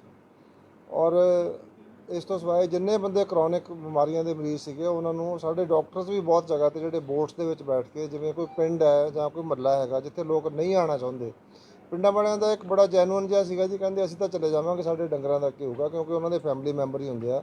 ਉਹ ਉਹਨਾਂ ਦੀ ਰੂਰਲ ਇਕੋਨਮੀ ਜਿਹੜੀ ਹੈਗੀ ਆ ਉਹ ਖੇਤੀਬਾੜੀ ਤੇ ਨਾਲ ਡੇਅਰੀ ਤੇ ਜਾਂ ਉਹਨਾਂ ਦੇ ਜਿਹੜਾ ਕੈਟਲ ਹੈਗਾ ਉਹਦੇ ਨਾਲ ਸੰਬੰਧਿਤ ਹੁੰਦੀ ਹੈ। ਇਸ ਕਰਕੇ ਉਹ ਨਹੀਂ ਆਉਣਾ ਚਾਹੁੰਦੇ ਸੀ, ਬਟ ਉਹਨਾਂ ਨੂੰ ਬਿਮਾਰੀਆਂ ਸੀਗੀਆਂ। ਸੋ ਡਾਕਟਰਸ ਜਾਂਦੇ ਸੀ ਬੋਟਸ ਦੇ ਵਿੱਚ, ਉਹਨਾਂ ਨੂੰ ਸਾਰਿਆਂ ਨੂੰ ਦਵਾਈਆਂ ਦੇ ਕੇ ਆਉਂਦੇ ਸੀ। ਮੇਰੀ ਇਸ ਵਿਜ਼ਿਟ ਦਾ ਪਰਪਸ ਇਹ ਹੈ ਵੀ ਜਿਸ ਤਰ੍ਹਾਂ ਪਟਿਆਲੇ ਦੇ ਵਿੱਚ ਕੋਆਰਡੀਨੇਸ਼ਨ ਹੋਈ ਕਿ ਸਾਨੂੰ ਉਹਨਾਂ ਨੇ ਮੈਡੀਕਲ ਟੀਮਾਂ ਦਿੱਤੀਆਂ, ਐਂਬੂਲੈਂਸ ਦਿੱਤੀਆਂ, ਔਰ ਉਹਨਾਂ ਨੇ ਸਟੇਟ IMA ਨੇ ਸਾਨੂੰ 5 ਲੱਖ ਰੁਪਈਆ ਵੀ ਦਿੱਤਾ ਕਿ ਅਸੀਂ ਜਿਹੜਾ ਹੈਗਾ ਉਹ ਮੁੱਖ ਮੰਤਰੀ ਦੇ ਚੀਫ ਮਿਨਿਸਟਰਸ ਰਿਲੀਫ ਫੰਡ ਵਾਸਤੇ ਦਿੰਦੇ ਹਾਂ ਅਸੀਂ। ਮੈਂ ਵੀ ਆਪਣੀ 1 ਮਹੀਨੇ ਦੀ ਤਨਖਾਹ ਦਿੱਤੀ, ਔਰ ਉਸ ਤੋਂ ਬਾਅਦ ਬਹੁਤ ਸਾਰੇ ਡਾਕਟਰਸ ਨੇ ਔਰ ਬਹੁਤ ਸਾਰੇ NGOs ਨੇ CM ਰਿਲੀਫ ਫੰਡ ਵਾਸਤੇ ਵੀ, ਕਿਉਂਕਿ ਅਸੀਂ ਇਸ ਤੋਂ ਅਗਲੀ ਸਾਡਾ ਟਾਰਗੇਟ ਹੈ ਉਹ ਹੈਗਾ ਕਿ ਜਿਹੜੇ ਬੰਦਿਆਂ ਦਾ ਨੁਕਸਾਨ ਹੋਇਆ ਉਹਨਾਂ ਦੀ ਰੀਹੈਬਿਲਿਟੇਸ਼ਨ ਕਰਨੀ ਹੈ। ਹੁਣ ਮੇਰਾ ਜਿਹੜਾ ਮਕਸਦ ਹੈ ਉਹ ਇਹ ਹੈ ਵੀ ਸਭ ਤੋਂ 2 ਵੱਡੇ ਖਤਰੇ ਜਿਹੜੇ ਆ ਉਹ ਹੈਗਾ ਕਿ ਪਾਣੀ ਨਾਲ ਗੰਦੇ ਪਾਣੀ ਨਾਲ ਹੋਣ ਵਾਲੀਆਂ ਬਿਮਾਰੀਆਂ ਔਰ ਮੱਖੀਆਂ ਤੇ ਮੱਛਰਾਂ ਨਾਲ ਹੋਣ ਵਾਲੀਆਂ ਬਿਮਾਰੀਆਂ, ਉਹਨਾਂ ਦੀ ਰੋਕਥਾਮ, ਤੇ ਜੇ ਕਿਤੇ ਸਪੋਰੈਡਿਕ ਕੇਸਿਸ ਹੋਣ ਤੇ ਉਹਨਾਂ ਨੂੰ ਇਮੀਡੀਏਟਲੀ ਉਹਨਾਂ ਦਾ ਇਲਾਜ ਕਰਨਾ, ਤੇ ਕੋਈ ਮਤਲਬ ਐਪੀਡੈਮਿਕ ਜਾਂ ਕੋਈ ਬ੍ਰੇਕਆਊਟ ਜਾਂ ਕੋਈ ਲਾਰਜ ਸਕੇਲ ਤੇ ਨਾ ਹੋਵੇ, ਉਹਦੇ ਬਾਰੇ ਸਾਰੀ ਸਟ੍ਰੈਟਜੀ ਬਣਾਉਣਾ। ਉਹਦੇ 'ਚ ਅਸੀਂ ਸਾਰੇ ਜਿੰਨੇ ਆਪਣੇ ਜਿਹੜਾ ਸਾਡੀ ਸਰਕਾਰੀ ਮਸ਼ੀਨਰੀ ਆ ਉਹਨੂੰ ਅਸੀਂ ਮੈਡੀਸਨ ਪਹੁੰਚਾਤੀਆਂ, ਪੀਣ ਵਾਲਾ ਪਾਣੀ ਦਾ ਬੰਦੋਬਸਤ ਕਰ ਰਹੇ ਹਾਂ, ਔਰ ਕਲੋਰੀਨ ਦੀਆਂ ਟੈਬਲੇਟਸ, ਫਿਊਮੀਗੇਸ਼ਨ ਦਾ ਕਰ ਰਹੇ ਹਾਂ, ਔਰ ਜਿਹੜੀ ਸਾਡੇ ਇਸ ਤਰ੍ਹਾਂ ਸਾਡੀ ਜਿਹੜੀ ਕੋਆਰਡੀਨੇਸ਼ਨ ਹੈ ਇੱਥੇ ਮੀਟਿੰਗ ਕਰਨ ਦਾ ਪਰਪਸ ਇਹ ਹੈ ਵੀ ਜਿਵੇਂ ਡਿਪਟੀ ਕਮਿਸ਼ਨਰ ਹੈ, SSP ਸਾਹਿਬ ਹੈ, ਔਰ ਕਮਿਸ਼ਨਰ ਮਿਊਨਿਸਪਲ ਕਾਰਪੋਰੇਸ਼ਨ, ਸਾਡੇ ਸਿਵਲ ਸਰਜਨ ਹੈ, ਇਹ ਸਾਰੇ ਮਿਲ ਕੇ ਕੰਮ ਕਰਨਗੇ, ਕਿਉਂਕਿ ਜਿਹੜੇ ਰੀਸਟੋਰੇਸ਼ਨ ਆਫ ਸਰਵਿਸਿਜ਼, ਬਿਜਲੀ, ਪਾਣੀ ਉਹ ਕਰਨੀ ਹੈ, ਔਰ ਗਾਰਬੇਜ ਲਿਫਟਿੰਗ ਕਰਨੀ ਹੈ, ਇਹ ਸਾਰਾ ਸਾਈਮਲਟੇਨੀਅਸ ਹੋਏਗਾ ਇਹ। ਔਰ ਸਾਡੇ ਵੱਲੋਂ ਜਿਹੜਾ ਹੋਏਗਾ ਕਿ ਅਸੀਂ ਇੱਕ ਤਾਂ we will keep a very close watch, ਤੇ ਇਹਨਾਂ ਸਾਡੇ ਕੋਲੇ ਮੈਨ ਪਾਵਰ, ਹੋਰ ਐਂਬੂਲੈਂਸਿਸ, ਜਿਵੇਂ ਮੈਂ ਕੱਲ੍ਹ ਜਲੰਧਰ ਗਿਆ ਉਹਨਾਂ ਦੇ 25 ਸੀਗੀਆਂ, ਫਿਰ ਮੈਂ ਜਿੰਨੇ ਉੱਥੇ ਨਰਸਿੰਗ ਕਾਲਜਿਸ ਸੀਗੇ ਉਹਨਾਂ ਨੂੰ ਬੁਲਾਇਆ ਸੀ, ਔਰ ਜਿੰਨੇ IMA ਵਾਲੇ ਸੀਗੇ 25 ਅਸੀਂ ਹੋਰ ਉਹਨਾਂ ਨੂੰ ਐਂਬੂਲੈਂਸ ਡਬਲ ਹੋ ਗਈ ਸਾਡੀ ਸਟਰੈਂਥ ਵੱਲੋਂ ਨਾ। ਔਰ ਨਵੇਂ ਸ਼ਹਿਰ ਦੇ ਵਿੱਚ ਸਾਡਾ ਹਸਪੀਟਲ ਕੱਟ ਆਫ ਹੋ ਗਿਆ ਸੀਗਾ। ਦੂਜਾ ਮਕਸਦ ਇਹ ਵੀ ਹੈ, ਬੜਾ ਚੌਰ ਦੇ ਹਸਪੀਟਲ 'ਚ ਪਾਣੀ ਵੜ ਗਿਆ, ਉਹ ਬਿਲਕੁਲ ਹੀ ਮਤਲਬ ਯੂਜ਼ਲੈਸ ਹੋ ਗਿਆ, ਫਿਰ ਕਿਤੇ ਪ੍ਰਾਈਵੇਟ ਤੋਂ। ਇਸੇ ਤਰ੍ਹਾਂ ਨਵੇਂ ਸ਼ਹਿਰ ਦਾ ਹਸਪੀਟਲ ਨਹੀਂ ਡੁੱਬਿਆ ਲੇਕਿਨ ਉਹ ਸਾਰੇ ਪਾਸਿਓਂ ਕੱਟ ਆਫ ਹੋ ਗਿਆ ਉਹ, ਤੇ ਜਿਹੜੇ ਪ੍ਰਾਈਵੇਟ ਡਾਕਟਰ ਸੀਗੇ ਦੇ ਕੇਮ ਫਾਰਵਰਡ। IMA ਨਾਲ ਸਾਡੀ ਕੋਆਰਡੀਨੇਸ਼ਨ ਬਹੁਤ ਵਧੀਆ ਚੱਲ ਰਹੀ ਹੈ। ਉਹਨਾਂ ਨੇ 70 ਬੈੱਡਸ ਉਹਨਾਂ ਨੇ ਸਾਨੂੰ ਅਵੇਲੇਬਲ ਕਰਾਤੇ, ਅਸੀਂ ਉੱਥੋਂ ਲੋਕਾਂ ਨੂੰ ਸੇਵਾ ਦੇ ਰਹੇ ਹਾਂ। ਸੋ ਔਖਾ ਵੇਲਾ ਹੈ ਇਹ ਸਾਰਾ ਕੁਛ ਜਿਹੜੀ ਹੈਗੀ ਹੈ ਇੱਕ ਬੈਟਰ ਕੋਆਰਡੀਨੇਸ਼ਨ ਗਵਰਨਮੈਂਟ ਸੈਕਟਰ ਦੀ, ਪ੍ਰਾਈਵੇਟ ਸੈਕਟਰ ਦੀ ਔਰ ਡਿਫਰੈਂਟ ਡਿਪਾਰਟਮੈਂਟਸ ਦੀ, ਇਹ ਪਰਪਸ ਹੈ ਮੇਰੀ ਵਿਜ਼ਿਟ ਦਾ ਅੱਜ ਦਾ।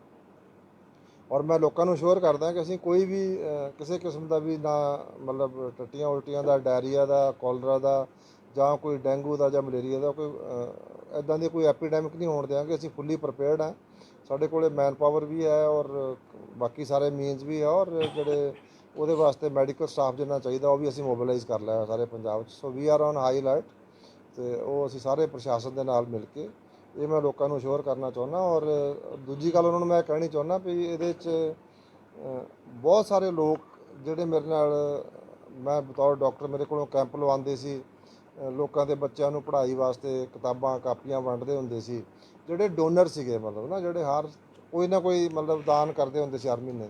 ਉਹ ਜਦੋਂ ਫਲੱਡਸ ਆਏ ਤੇ ਉਹਨਾਂ ਦੀ ਆਪਣੀਆਂ ਕੋਠੀਆਂ ਦੇ ਵਿੱਚ ਉਹਨਾਂ ਦਾ ਕੁਝ ਨਹੀਂ ਬਚਿਆ, ਨਾ ਰਸੋਈ 'ਚ, ਨਾ ਬੈਡਰੂਮ 'ਚ, ਨਾ ਡਰਾਇੰਗ ਰੂਮ 'ਚ, ਔਰ ਨਾ ਕਾਰ, ਨਾ ਮੋਟਰਸਾਈਕਲ, ਕੁਝ ਨਹੀਂ ਬਚਿਆ ਉਹਨਾਂ ਦਾ। ਵਿਚਾਰੇ ਉਹ ਐਂ ਖੜੇ ਸੀ ਵੀ ਕੋਈ ਆਵੇ ਸਾਨੂੰ ਪਾਣੀ ਦੀ ਬੋਤਲ ਦੇ ਜਾਵੇ।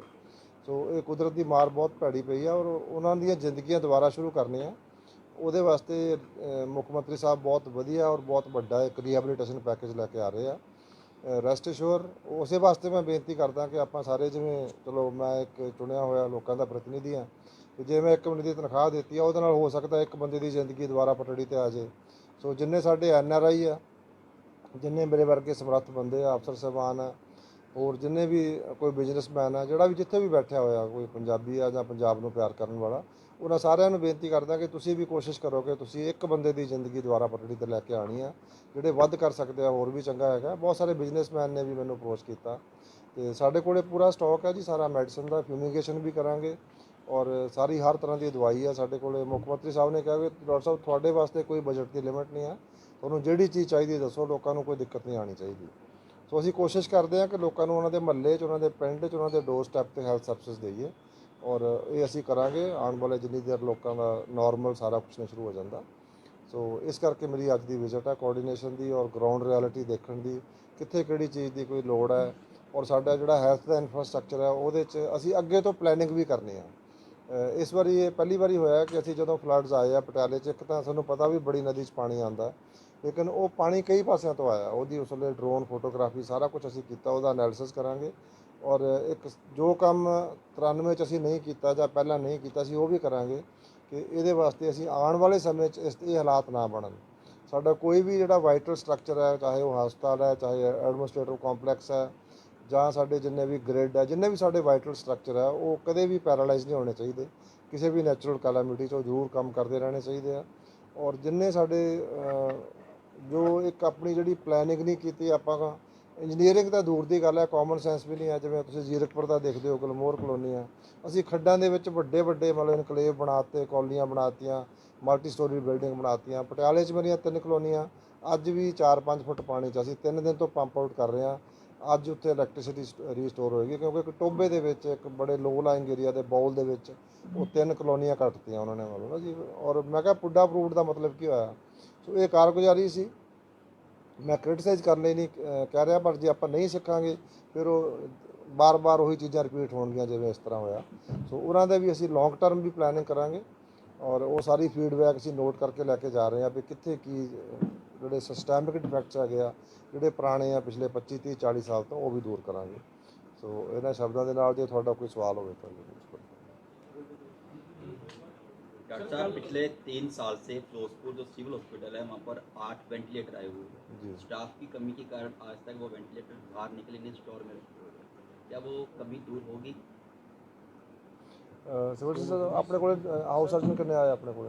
ਸਰ ਆਪਣੇ ਕੋਲ ਟੋਟਲ ਜਿਹੜੇ 6 ਸੀਗੇ, ਸ਼ਾਇਦ ਜੋ 5 ਨੇ ਜੁਆਇਨ ਕੀਤਾ ਜੀ। ਓਕੇ, ਚਲੋ ਇਸ ਤਰ੍ਹਾਂ ਹੈਗਾ ਜੀ, ਜਿਵੇਂ ਤੁਹਾਡੇ 5 ਡਾਕਟਰ ਜੁਆਇਨ ਕੀਤੇ ਆ, ਇਹ ਨਾ ਮੇਰੀ ਪ੍ਰੋਸੈਸ ਚੱਲਦੀ ਪਈ ਸੀ। ਅਸੀਂ ਸਭ ਤੋਂ ਪਹਿਲਾਂ ਜਿਹੜਾ ਹੈਗਾ ਅਸੀਂ ਪਟਿਆਲੇ ਦੇ ਵਿੱਚ, ਪਟਿਆਲਾ ਸਾਡਾ ਮੇਨ ਦੇਖੋ ਸੈਂਟਰ ਆ ਤੁਹਾਡਾ ਜਿਹੜਾ ਮਾਲਵੇ ਦਾ। ਸਾਡੇ ਕੋਲ ਨਿਊਰੋ ਸਰਜਨ ਨਹੀਂ ਸੀਗਾ, ਉਹ ਹੁਣ ਆ ਗਿਆ ਸਾਡੇ ਕੋਲ ਜੀ। ਉੱਥੇ ਅਸੀਂ 100 ਬੈੱਡ ਦੀ ਐਮਰਜੈਂਸੀ ਕ੍ਰੀਏਟ ਕੀਤੀ ਹੈ। ਅਸੀਂ ਹਰ ਇੱਕ ਸਿਵਲ ਹਸਪੀਟਲ ਦੇ ਵਿੱਚ ਸਾਡੀ ਘੱਟੋ ਘੱਟ ਜਿਹੜੀ 20 ਬੈੱਡਡ ਦੀ ਜਿਹੜਾ ਤੁਸੀਂ ਕਿਹਾ ICU ਹੋਏਗਾ ਸਾਡਾ, ਵੈਂਟੀਲੇਟਰ ਦੀ ਕੋਈ ਕਮੀ ਨਹੀਂ ਹੈ। ਕਰੋਨਾ 'ਚ ਵੈਂਟੀਲੇਟਰ ਜ਼ਿਆਦਾ ਆਏ ਆ, ਬਹੁਤ ਜ਼ਿਆਦਾ ਆਏ ਆ। ਸੋ ਇਹ ਅਸੀਂ ਇਹਦਾ ਗੈਪ ਐਨਾਲਿਸਿਸ ਕਰ ਰਹੇ ਸੀਗੇ ਕਿ ਸਾਰੇ ਪੰਜਾਬ ਦੇ ਵਿੱਚ ਸਾਰੇ ਹਸਪਤਾਲਾਂ ਦਾ ਉਹ ਜਿਹੜਾ ਤੁਹਾਡਾ ਜਲੰਧਰ ਦਾ ਹਸਪੀਟਲ ਦਾ ਹੋ ਗਿਆ ਸੀਗਾ ਜੀ, ਧੂਰੀ, ਸੰਗਰੂਰ, ਮਾਨਸਾ, ਬਠਿੰਡਾ, ਫਰੀਦਕੋਟ ਔਰ ਮੋਗਾ, ਇਹਨਾਂ ਦਾ ਸਾਡਾ ਗੈਪ ਐਨਾਲਿਸਿਸ ਕਰਕੇ ਸਾਡੇ ਡਾਕਟਰਸ ਜਾਂਦੇ ਆ। ਇੱਕ ਡਾਕਟਰਸ ਦੀ ਟੀਮ ਹੈ। ਗੈਪ ਐਨਾਲਿਸਿਸ ਦਾ ਮਤਲਬ ਕੀ ਹੈ ਕਿ ਸਾਡੇ ਕੋਲੇ ਬਹੁਤ ਜ਼ਿਆਦਾ, ਜਿਵੇਂ ਕਈ ਜਗ੍ਹਾ 'ਤੇ ਸਾਡੇ ਕੋਲ 40 ਵੈਂਟੀਲੇਟਰ ਪਏ ਆ, ਔਰ ਸਪੈਸ਼ਲਿਸਟ ਦੀ ਘਾਟ ਹੈਗੀ ਆ। ਉਹ ਪਿਛਲੇ 30 ਸਾਲ ਤੋਂ ਜਿਹੜਾ ਸੀਗਾ, ਹੁਣ ਜਿਹੜੇ ਵੀ ਸਪੈਸ਼ਲਿਸਟ ਆਉਂਦੇ ਆ, ਹੁਣ ਵੀ ਮੈਂ ਫਲੱਡ ਡਿਊਟੀ ਚਲਾਏ ਆ ਜੀ। ਜਿਹੜੇ ਪੋਸਟ ਗ੍ਰੈਜੂਏਟ ਕਰਕੇ ਜਿਹਨਾਂ ਨੂੰ ਸਰਕਾਰ ਜਿਹਨਾਂ ਤੇ ਖਰਚਾ ਕਰਦੀ ਆ, ਉਹ ਪੋਸਟ PG ਕਰਕੇ ਚਲੇ ਜਾਂਦੇ ਸੀ। ਇਹ 20 ਲੱਖ ਦਾ ਬੌਂਡ ਹੁੰਦਾ ਸੀ, ਨਾ ਪੈਸੇ ਲਏ। ਇਹ ਗੱਲ ਅਸੈਂਬਲੀ 'ਚ ਵੀ ਹੋਈ ਸੀ, ਨਾ ਉਹਨਾਂ ਤੋਂ ਬੌਂਡ ਦੇ ਪੈਸੇ ਲਏ ਤੇ ਨਾ ਉਹਨਾਂ ਨੂੰ ਜੌਬ ਦਿੱਤੀ। ਹੁਣ ਜਿਹੜਾ ਵੀ ਪੋਸਟ ਗ੍ਰੈਜੂਏਟ ਕਰ ਰਿਹਾ, ਇਹ ਅਸੀਂ ਸਾਡੀ ਜਿਹੜੀ ਸਾਰੀ ਪ੍ਰੋਸੈਸ ਆ ਔਨ ਟਰੈਕ ਸੀਗੀ, ਇਹਦੇ ਕਰਕੇ 15-20 ਦਿਨ ਡਿਲੇ ਹੋਇਆ ਹੈਗਾ। ਅਸੀਂ ਸਾਰੇ ਸਾਡੇ ਜਿੰਨੇ ਡਿਸਟ੍ਰਿਕਟ ਹੈਡਕੁਆਟਰ ਹੈ ਉਹਨਾਂ ਸਾਰਿਆਂ ਦੇ ਉੱਤੇ ਅਸੀਂ ਜਿਹੜਾ ਹੈਗਾ ਇੰਟੈਂਸਿਵ ਕੇਅਰ ਯੂਨਿਟ ਬਣਾਵਾਂਗੇ, ਜਿਹਦੇ ਸਾਰੇ ਵੈਂਟੀਲੇਟਰ ਸਾਰਾ ਕੁਝ ਹੋਏਗਾ। ਔਰ ਸਾਡੀ ਕੋਸ਼ਿਸ਼ ਹੋਏਗੀ ਕਿ ਸਾਡੇ ਜਿਸ ਤਰ੍ਹਾਂ ਤੁਹਾਡੇ ਖਾਸ ਕਰਕੇ ਫਿਰੋਜ਼ਪੁਰ 'ਚ ਉੱਚੇ ਤੌਰ ਦੇ ਉੱਤੇ ਤੁਹਾਨੂੰ ਯਾਦ ਹੋਣਾ ਕਿ ਜਦੋਂ ਇਲੈਕਸ਼ਨ ਤੋਂ ਪਹਿਲਾਂ ਮੋਦੀ ਜੀ ਆ ਰਹੇ ਸੀਗੇ, ਇੱਥੇ ਇੱਕ PGI ਦਾ ਸੈਟੇਲਾਈਟ ਸੈਂਟਰ ਬਣਨਾ ਜਿਵੇਂ ਏਮਸ ਬਠਿੰਡਾ ਹੈਗਾ। ਉਹ ਮੈਂ ਮੰਤਰੀ ਜੀ ਨੂੰ ਮਿਲ ਕੇ ਆਇਆ ਸੀਗਾ, ਜਿਹੜੇ ਸਾਡੇ ਯੂਨੀਅਨ ਹੈਲਥ ਮਿਨਿਸਟਰ ਆ। ਉਹ ਵੀ ਸਾਡੀ ਜਿਹੜੀ ਤੁਹਾਡੇ ਉਹ ਸੌਟ ਆਊਟ ਹੋ ਗਿਆ ਜੀ ਇਸ਼ੂ? ਹਾਂਜੀ। ਹਾਂ, ਉਹਦੀ ਕੰਸਟਰਕਸ਼ਨ ਸ਼ੁਰੂ ਹੋ ਜਾਏਗੀ ਜੀ। ਤੁਹਾਡੇ ਇੱਕ ਸਟੇਟ ਆਫ ਦੀ ਆਰਟ ਜਿਹੜਾ ਹਸਪੀਟਲ ਬਣੇਗਾ ਜੀ ਇੱਥੇ, ਉਹ ਅਸੀਂ ਸਾਰੇ ਫਰੰਟ ਤੇ ਕੰਮ ਕਰ ਰਹੇ ਸੀਗੇ ਜੀ। ਵਿੱਚੋਂ ਥੋੜਾ ਜਿਹਾ ਇਹਦੇ ਨਾਲ ਸੈਟਬੈਕ ਹੋਈ ਹੈ। ਸੋ ਮੈਂ ਉਹਨਾਂ ਨੂੰ ਕਿਹਾ ਵੀ ਤੁਸੀਂ 1-2 ਮਹੀਨੇ 'ਚ ਆ ਕੇ ਉਹਦਾ ਨੀਂਹ ਪੱਥਰ ਰੱਖੋ, ਔਰ PGI ਦਾ ਇਮੀਡੀਏਟਲੀ ਜਿਹੜਾ ਹੈਗਾ ਸਾਡਾ, ਉਹ ਮੈਨੂੰ ਲੱਗਦਾ ਸਾਡਾ ਵਿਦਨ ਏ ਈਅਰ ਜਿਹੜਾ ਹੈਗਾ ਤੁਹਾਡਾ ਇੱਕ ਬਹੁਤ ਵਧੀਆ PGI ਵਰਗਾ ਸੈਂਟਰ ਇੱਥੇ ਬਣੇਗਾ ਜੀ। ਸੋ ਫਿਰੋਜ਼ਪੁਰ ਨੂੰ ਜਿਹੜੀਆਂ ਵਰਲਡ ਕਲਾਸ ਫੈਸਿਲਿਟੀਜ਼ ਮਿਲਣਗੀਆਂ, ਨਾਟ ਓਨਲੀ ਫਿਰੋਜ਼ਪੁਰ ਦੇ ਲੋਕਾਂ ਨੂੰ, ਆਸੇ-ਪਾਸੇ ਦੇ 3-4 ਡਿਸਟ੍ਰਿਕਟ ਦੇ ਲੋਕ ਵੀ ਇੱਥੇ ਆਇਆ ਕਰਨਗੇ। ਇੱਥੇ ਨਿਊਰੋ ਸਰਜਰੀ ICU ਮਤਲਬ ਉਹਦੇ ਵਿੱਚ ਤਾਂ ਮਤਲਬ 100-150 ਬੈੱਡ ਦਾ ਹੋਏਗਾ। ਸੋ ਕਿਸੇ ਵੀ ਮਰੀਜ਼ ਨੂੰ ਤੁਹਾਡੇ ਨੂੰ ਮੈਡੀਕਲ ਟ੍ਰੀਟਮੈਂਟ ਲਈ ਫਿਰੋਜ਼ਪੁਰ ਤੋਂ ਬਾਹਰ ਨਹੀਂ ਜਾਣਾ ਪਏਗਾ। ਇਹੋ ਜਿਹੀ ਸਹੂਲਤ ਹੈ ਸਰ। ਇੱਕ ਆਪ ਜੀ ਨੇ ਦੱਸਿਆ ਕਿ ਦਵਾਈਆਂ ਦਾ ਸਟਾਕ ਪੂਰਾ ਹੈ ਜੀ, ਬਟ ਜ਼ਮੀਨੀ ਪੱਧਰ ਤੇ ਜਦੋਂ ਅਸੀਂ ਕਵਰੇਜ ਕਰ ਰਹੇ ਸੀ, ਪਰ ਡਾਕਟਰਾਂ ਦੇ ਕੋਲੋਂ ਆਫ ਦੀ ਰਿਕਾਰਡ ਜਿਹੜਾ ਉਹਨਾਂ ਨੇ ਦੱਸਿਆ ਵੀ ਸਾਡੇ ਕੋਲੋਂ ਮੈਡੀਸਨ ਦੀ ਕਮੀ ਹੈ, ਔਰ ਅਸੀਂ ਤਾਂ ਨਹੀਂ ਦਵਾਈ ਦੇ ਰਹੇ, ਅਸੀਂ ਬਚਾ ਕੇ ਰੱਖੀ ਹੈ ਵੀ ਜ਼ਰੂਰਤ ਪੈਣ 'ਤੇ ਹੀ ਉਹਨਾਂ ਕੋ ਲੋਕਾਂ ਨੂੰ ਦਈਏ ਜਿਹਨੂੰ ਬਹੁਤ ਜ਼ਿਆਦਾ ਐਮਰਜੈਂਸੀ ਹੈ। ਇਸੈਂਸ਼ੀਅਲ ਮੈਡੀਸਿਨ ਵੀ ਕਰ ਕੋਈ ਨਹੀਂ ਜੀ। ਮੈਂ ਉਹਦਾ ਮੈਂ ਨਾ ਸਾਰਾ ਇਹੀ ਪਰਪਸ ਹੈ ਮੇਰੀ ਵਿਜ਼ਿਟ ਦਾ। ਮੈਂ ਦੇਖ ਕੇ ਮਤਲਬ ਜਿਵੇਂ ਮੈਂ ਇੱਕ ਦੋ ਜਗ੍ਹਾ 'ਤੇ ਹੋਰ ਵੀ ਗਿਆ, ਉਹ 2 ਦਿਨ ਦੀ ਦਵਾਈ ਦੇ ਰਹੇ ਸੀ। ਮੈਂ ਕਿਹਾ ਵੀ ਤੁਸੀਂ ਦੇਖੋ ਇੰਨੇ ਹਾਲਾਤ 'ਚੋਂ ਬੰਦਾ ਆਇਆ ਵੀ ਤੁਸੀਂ ਇਹਨੂੰ ਘੱਟੋ ਘੱਟ ਉਹਨੂੰ ਪੂਰਾ ਕੋਰਸ ਦੇਣਾ, ਜੇ ਐਂਟੀਬਾਇਓਟਿਕ ਦੇਣੀ ਹੈ 5 ਦਿਨ ਲਈ ਦਿਓ, ਤੇ ਜੇ ਆਪ ਕਹਿੰਦੇ ਸਾਨੂੰ ਇਹ ਵੀ ਦਵਾਈ ਮੁੱਕ ਨਾ ਜਾਵੇ। ਮੈਂ ਕਹਿੰਦਾ ਦਵਾਈ ਨਹੀਂ ਮੁੱਕਦੀ। ਸੋ ਇਹ ਕੁਦਰਤੀ ਗੱਲ ਹੈ ਜੀ, ਜੋ ਪਿਛਲਾ ਐਕਸਪੀਰੀਅੰਸ ਹੈ ਬੰਦੇ ਨੂੰ ਉਹ ਲੱਗਦਾ ਹੁੰਦਾ ਵੀ ਮੁੜ ਕੇ ਸਪਲਾਈ ਆਵੇ ਨਾ ਆਵੇ। ਸਪਲਾਈ ਅਸੀਂ ਪਲੈਂਟੀ ਦੇਵਾਂਗੇ ਜੀ, ਕੋਈ ਇਸ਼ੂ ਨਹੀਂ ਹੈ। ਬਟ ਹਾਂ, ਕਈ ਜਗ੍ਹਾ 'ਤੇ ਉਹ ਕਮਿਊਨੀਕੇਸ਼ਨ ਦਾ ਗੈਪ ਰਹਿ ਜਾਂਦਾ, ਜਾਂ ਸਾਡੇ ਸਟੋਰਾਂ 'ਚ ਪਈ ਹੋਈ ਹੈ ਜੀ, ਵੇਅਰ ਹਾਊਸਿਸ 'ਚ ਪਈ ਹੋਈ ਆ, ਉੱਥੋਂ ਮੰਗਵਾਉਣ ਵਿੱਚ ਕੋਈ ਡਿਲੇ ਹੋ ਗਿਆ, ਕੁਝ ਹੋ ਗਿਆ, ਉਹ ਅਸੀਂ ਮੈਂ ਜਿਵੇਂ ਸਾਡੇ MLA ਸਾਹਿਬ ਇਹਨਾਂ ਦੀ ਡਿਊਟੀ ਲਾ ਦਾਂਗਾ ਜੀ, ਅਸੀਂ ਗੱਡੀਆਂ ਉਹ ਪਹੁੰਚਾ ਦਾਂਗੇ, ਦਵਾਈ ਨਹੀਂ ਮੁੱਕਣ ਦਿੰਦੇ। ਸਰ, ਪਟਿਆਲੇ ਤੁਸੀਂ ਇੱਕ ਐਡਮਿਨਿਸਟ੍ਰੇਸ਼ਨ ਨੇ ਆਰਡਰ ਕੱਢਿਆ ਹੋਇਆ ਤੁਹਾਡੇ ਵੀ ਜਿਹੜੀਆਂ ਮੈਡੀਸਨ ਸ਼ਾਪਸ ਨੇ ਜਾਂ ਜਿਹੜੀਆਂ ਦੂਜੀਆਂ ਕੋਈ ਫਲੱਡ ਦੇ ਨਾਲ ਰਿਲੇਟਡ ਸ਼ਾਪਸ ਨੇ, ਉੱਥੇ ਕਾਲਾ ਬਾਜ਼ਾਰੀ ਹੋ ਰਹੀ ਹੈ, ਉਹਦੀ ਚੈਕਿੰਗ ਹੀ ਉਹ ਪਟਿਆਲੇ ਤੁਹਾਡੇ ਕੋਲ ਐਡਮਿਨਿਸਟ੍ਰੇਸ਼ਨ ਨੇ ਕੱਢੇ ਹੋਏ, ਉਹ ਕੋਈ ਇੱਥੇ ਵੀ ਕੋਈ ਇਹਦੇ ਨਾਲ ਲਿੰਕ ਅਪ ਤਾਂ ਨਹੀਂ ਕਰਦਾ ਵੀ ਮੈਡੀਸਨ ਘੱਟ ਮਿਲਣ, ਬਾਹਰੋਂ ਮੈਡੀਸਨ ਐਵੇਂ ਹੋਵੇ? ਨਹੀਂ, ਉਹ ਕਿਤੇ ਹੋ ਸਕਦਾ ਕੋਈ ਸਪਰੈਡ, ਕਿਤੇ ਕਿਤੇ ਕੋਈ ਬੰਦੇ ਨਾ ਜੀ। ਦੇਖੋ ਐਸਐਸਪੀ ਸਾਹਿਬ ਬੈਠੇ ਆ ਸਾਡੇ, ਜਦੋਂ ਸਾਡੇ ਪਟਿਆਲੇ ਦੇ ਵਿੱਚ ਨਾ ਜੀ, ਜਦੋਂ ਫਲੱਡਸ ਆਏ ਹੋਏ ਸੀਗੇ, ਅਸੀਂ ਲੋਕਾਂ ਨੂੰ ਰੈਸਕਿਊ ਕਰ ਰਹੇ ਸੀ, ਉਦੋਂ ਚੋਰੀਆਂ ਵੀ ਸ਼ੁਰੂ ਹੋ ਗਈਆਂ ਜੀ। ਤੇ ਜਦੋਂ ਇਸ ਤਰ੍ਹਾਂ ਦੇ ਹਾਲਾਤ ਹੁੰਦੇ ਆ, ਜਿਹੜੇ ਚੰਗੇ ਬੰਦੇ ਹੁੰਦੇ ਆ ਉਹਨਾਂ ਦੀ ਸ਼ਾਹੀ ਬਾਹਰ ਆ ਜਾਂਦੀ ਹੈ ਜੀ, ਮਾੜੇ ਬੰਦੇ ਦੀ ਬੁਰਾਈ ਬਾਹਰ ਆ ਜਾਂਦੀ ਹੈ। ਕੈਮਿਸਟ ਐਸੋਸੀਏਸ਼ਨ ਸਾਡੀਆਂ ਜਲੰਧਰ ਵਿੱਚ ਵੀ ਆਏ ਹੋਏ ਸੀਗੇ ਜੀ, ਉਹ ਸਾਨੂੰ ਮਤਲਬ ਖੁੱਲ੍ਹੇ ਦਿਲ ਨਾਲ ਦਵਾਈਆਂ ਦੇ ਰਹੇ ਜੀ। ਠੀਕ ਹੈ, ਕੈਮਿਸਟ ਐਸੋਸੀਏਸ਼ਨ ਨੀਚੇ ਵੀ ਆਈ ਹੋਈ ਆ, ਉਹ ਵੀ ਸਾਨੂੰ ਦਵਾਈਆਂ ਦੇਣਗੇ ਜੀ। ਡਾਕਟਰ ਸਾਡੇ ਹੈਗੇ ਆ, ਜਿਹੜੇ ਸਾਡੇ ਜਿੰਨੇ IMA ਦੇ ਆ, ਉਹ ਕਹਿੰਦੇ ਐਂਬੂਲੈਂਸ ਵੀ ਸਾਡੀ, ਸਟਾਫ ਵੀ ਸਾਡਾ ਤੇ ਦਵਾਈਆਂ ਵੀ ਸਾਡੀਆਂ। ਸੋ ਦਵਾਈਆਂ ਦੀ ਸ਼ਾਰਟੇਜ ਨਹੀਂ ਆਏਗੀ ਮਤਲਬ। ਲੇਕਿਨ ਹਾਂ, ਇਹ ਜ਼ਰੂਰ ਹੁੰਦਾ ਵੀ ਜਿਹੜੇ ਮਾੜੇ ਬੰਦੇ ਆ ਉਹ ਕਿਤੇ ਉਹ ਕਰਦੇ ਆ ਸਾਰਾ ਕੁਝ ਮਤਲਬ। ਔਰ ਕਈ ਵਾਰੀ ਥੋੜ੍ਹੀਆਂ ਲੋਕ ਵੀ ਗਲਤੀਆਂ ਕਰਦੇ ਆ ਜੀ।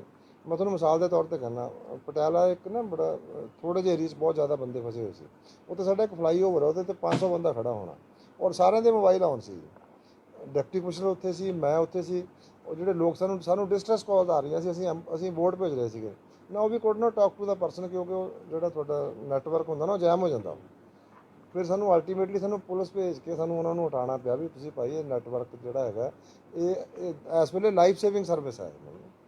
ਖੈਰ ਉਹਨਾਂ ਨੂੰ ਪਤਾ ਵੀ ਨਹੀਂ ਹੋਏਗਾ। ਖੈਰ ਅੱਛਾ, ਫਿਰ ਲੋਕ ਜਿਹੜੇ ਹੁਣ ਜਿਵੇਂ ਨਦੀ 'ਚ ਪਾਣੀ ਆਇਆ ਉੱਥੇ ਖੜੇ ਤਮਾਸ਼ਾ ਦੇਖ ਰਹੇ ਆ ਜੀ, ਉਹਨਾਂ ਨੂੰ ਸਾਨੂੰ ਅੱਧੀ ਐਨਰਜੀ ਤੁਹਾਨੂੰ ਉਹਦੇ 'ਤੇ ਲਾਉਣੀ ਪੈਂਦੀ ਹੈ, ਜਦੋਂ ਇਹ ਵੀ ਸਾਨੂੰ ਮੈਨੇਜ ਕਰਨਾ ਪੈਂਦਾ ਜੀ।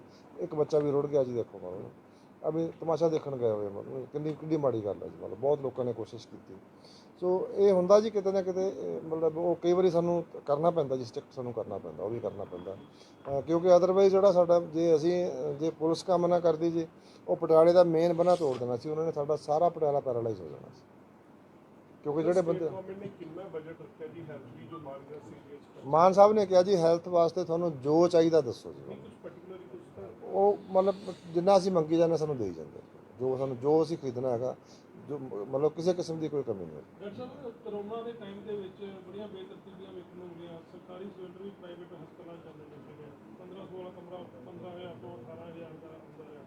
ਤਤਕਾਲੀ ਸਿਹਤ ਮੰਤਰੀ ਸਿੱਧੂ ਸਾਹਿਬ ਨਾਲ ਮੇਰੀ ਗੱਲ ਹੋਈ ਤੇ ਉਹਨੇ ਨਹੀਂ ਜੀ ਇਹ ਤਾਂ ਸਾਡੀ ਪਾਲਿਸੀ ਬਣਾ ਲਈ, ਕੋਈ ਬੰਦਾ ਵੱਧ ਪੈਸੇ ਨਹੀਂ ਲੈ ਸਕਦਾ, ਤੁਹਾਡਾ ਛੋਟਾ ਸ਼ਹਿਰ ਇੱਥੇ 18,000 ਤੱਕ ਕਮਰਾ ਲਿਆ ਜੀ। ਮੈਂ ਕਿਹਾ ਸਰ ਕਰੋਨਾ ਤੋਂ ਪਹਿਲਾਂ 1500 ਸੀ ਨਹੀਂ ਇਹ ਇਸ ਤਰ੍ਹਾਂ ਦਾ ਕਰਨਾ ਪੈਂਦਾ।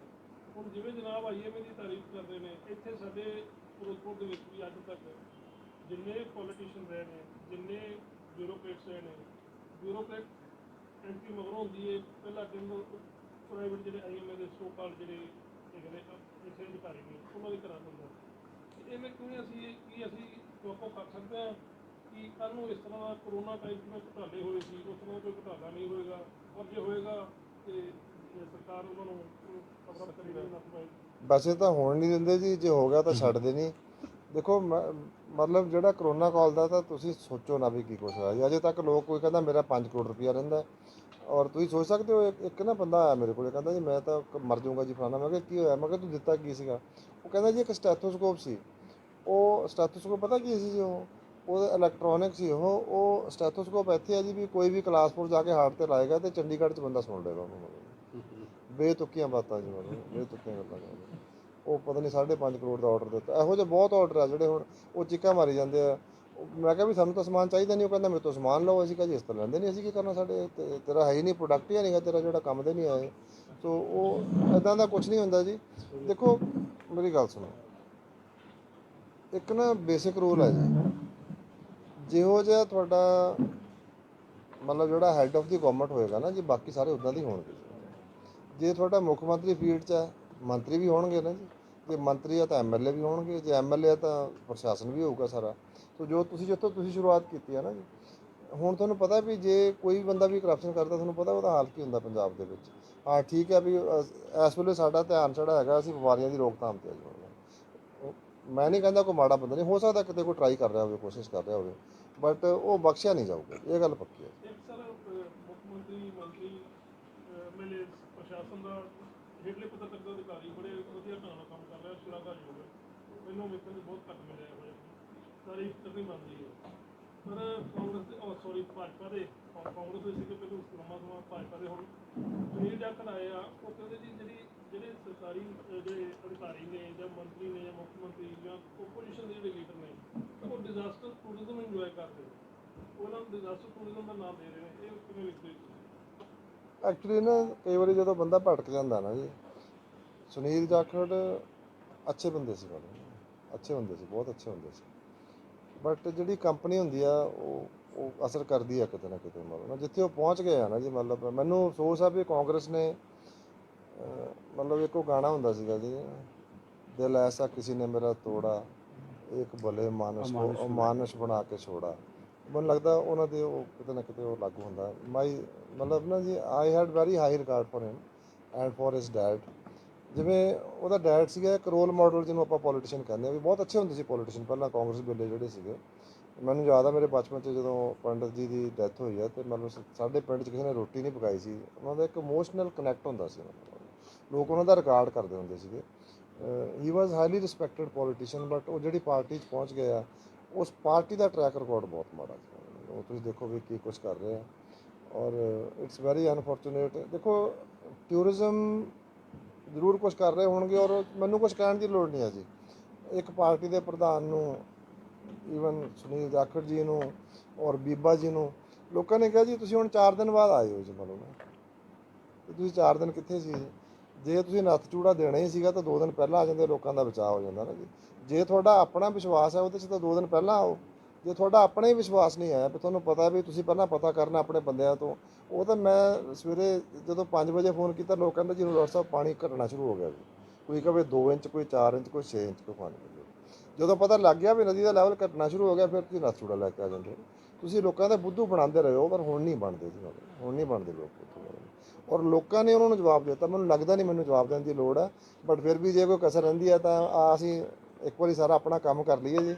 ਮਾਨ ਸਾਹਿਬ ਜਵਾਬ ਦੇਣਗੇ, ਤੁਸੀਂ ਵੀ ਸੁਣੋਗੇ, ਅਸੀਂ ਵੀ ਸੁਣੋਗੇ। ਇਸ ਵਾਰੀ ਨਾ ਜੀ ਬਾਰਡਰ ਦੇ ਲੋਕਾਂ ਨੇ ਇਹ ਚੀਜ਼ ਸਾਬਤ ਕਰਤੀ ਹੈ ਕਰਤੀ ਔਰ ਇਹਨਾਂ ਦੀ